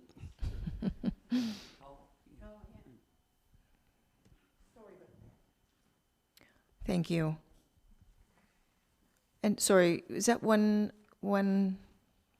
number on Salter? 11. 111? Just 11. Oh, just 11, sorry. Both lots. Yes. Okay. Hi, my name is Susan Whitehead. I just wanted to point out a couple of things about the little Wynn Road and Lower Truro Road there. Oh my God. The new, Sorry. that's all right. The new little about you said that you thought was a great, Mr. McGrath, that you thought was a great little way for them to keep from going down onto McCurls Mills Road, slowing them down. That is also a crosswalk right there. And there's also a bus stop along Wynn Road, right there. Along Wynn Road on, I don't know if north, south, east, west, I don't know it. But closest to the 7-story building, there's no sidewalk going up there. Salter Avenue at all, I wish you could all drive down Salter Avenue, because when you come to the end of Salter Avenue and turn onto Wynn Road, 2 cars cannot meet there. Salter Avenue, a car can't turn onto Salter Avenue while you're turning off of it. Okay? That's another point. Another point, too, is the 9-story building. I don't know if you're aware of it, but that is the flight of the life flight. Yes. They go right over there. I live on number 10. That helicopter goes directly over my house. It shakes the windows.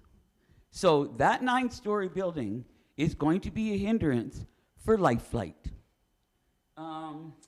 And also, there's not even a 9-story building in Enfield that I know of. Right? Now, I may be wrong, but it's not. And that's what I have to say. Thank you. Hello, my name is Darlene Latty, and I live at 31 Salter Avenue. What she did bring up about the life flight, that is the direct path. It goes over the 15 Salter Avenue that they want to take and put the 3-story unit. And I would personally like to know, in the town of Truro, what building is 9 stories high? Can anybody here answer me that? None. What story is 7 stories high in the town of Truro? Did you want an answer, or was it more of a? Nope, I'd like an answer. Oh, okay. Well, I suspect the grain elevators are probably. Are you sure that is 9 stories, No, I'm though? not sure. I Right. also know that we've also approved the Stanfield redevelopment site, which includes several, 2 11-story buildings. Look where it is. Yeah. Yep. Yeah. So I personally am shocked that nobody has done a survey after the roundabout. Yes, I agree with you. When you come from the rec center, you love the roundabout. Oh, yes, great. And I love it when I'm coming home from work from Industrial Avenue. That is amazing because I can just keep on come home.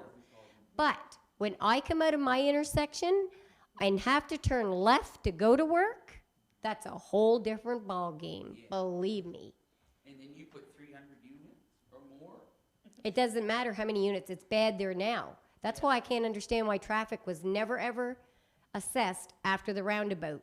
Because that was our biggest concern about the roundabout, is people coming off of Lower Truro Road and making a left-hand turn, and the people coming off of James Street having to make a left-hand turn to go towards the highway. If you're turning to go to Walmart, I don't really have any problems. Sometimes I might have to wait about 3 minutes, but that's nothing. But I have sat and waited for 15 to 20 minutes, and it can be up to 5 times a day at certain times of the day to get out of Lower Truro Road. Yeah, yeah. It's terrible, terrible. And nobody that doesn't use that way has no idea what it's like. Yeah.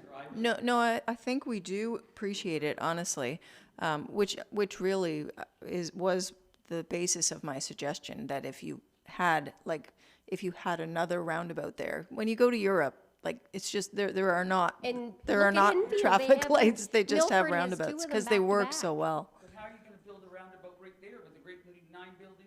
You got no room to build a roundabout. Well, maybe. Where are you gonna build it? So my next question is, Anyway, we he don't need to said get that into you're that. going to go into those units from Salter Avenue. So that's going to be even more traffic on our street. I'm not sure if you're aware of it, but we have 2 units on our street that are, yes, they're special need homes, that they have several patients there that stay all the time. I'm not sure if anybody knows. Are we, sorry, I think the only parking on off Salter is the 22 unit above ground parking. The majority of the parking would be underground and accessed by Wynn Road. For some, because that's still not going to be enough underground parking for all them buildings, all them units. Okay, but I'm right about that, right? Okay. Okay. Oh, I just was going to ask about the parking, because if it's coming out on Salter Avenue, we don't even have sidewalks on Salter Avenue. Like, the people walk up the road and down the side of the road. So if you have a bunch of vehicles coming out of there, where's people supposed to walk? If there's that many buildings or that many people in a building coming out. Yeah. Salter Avenue is a dead-end street. Like, you can't go up the other end. You can only come out one way.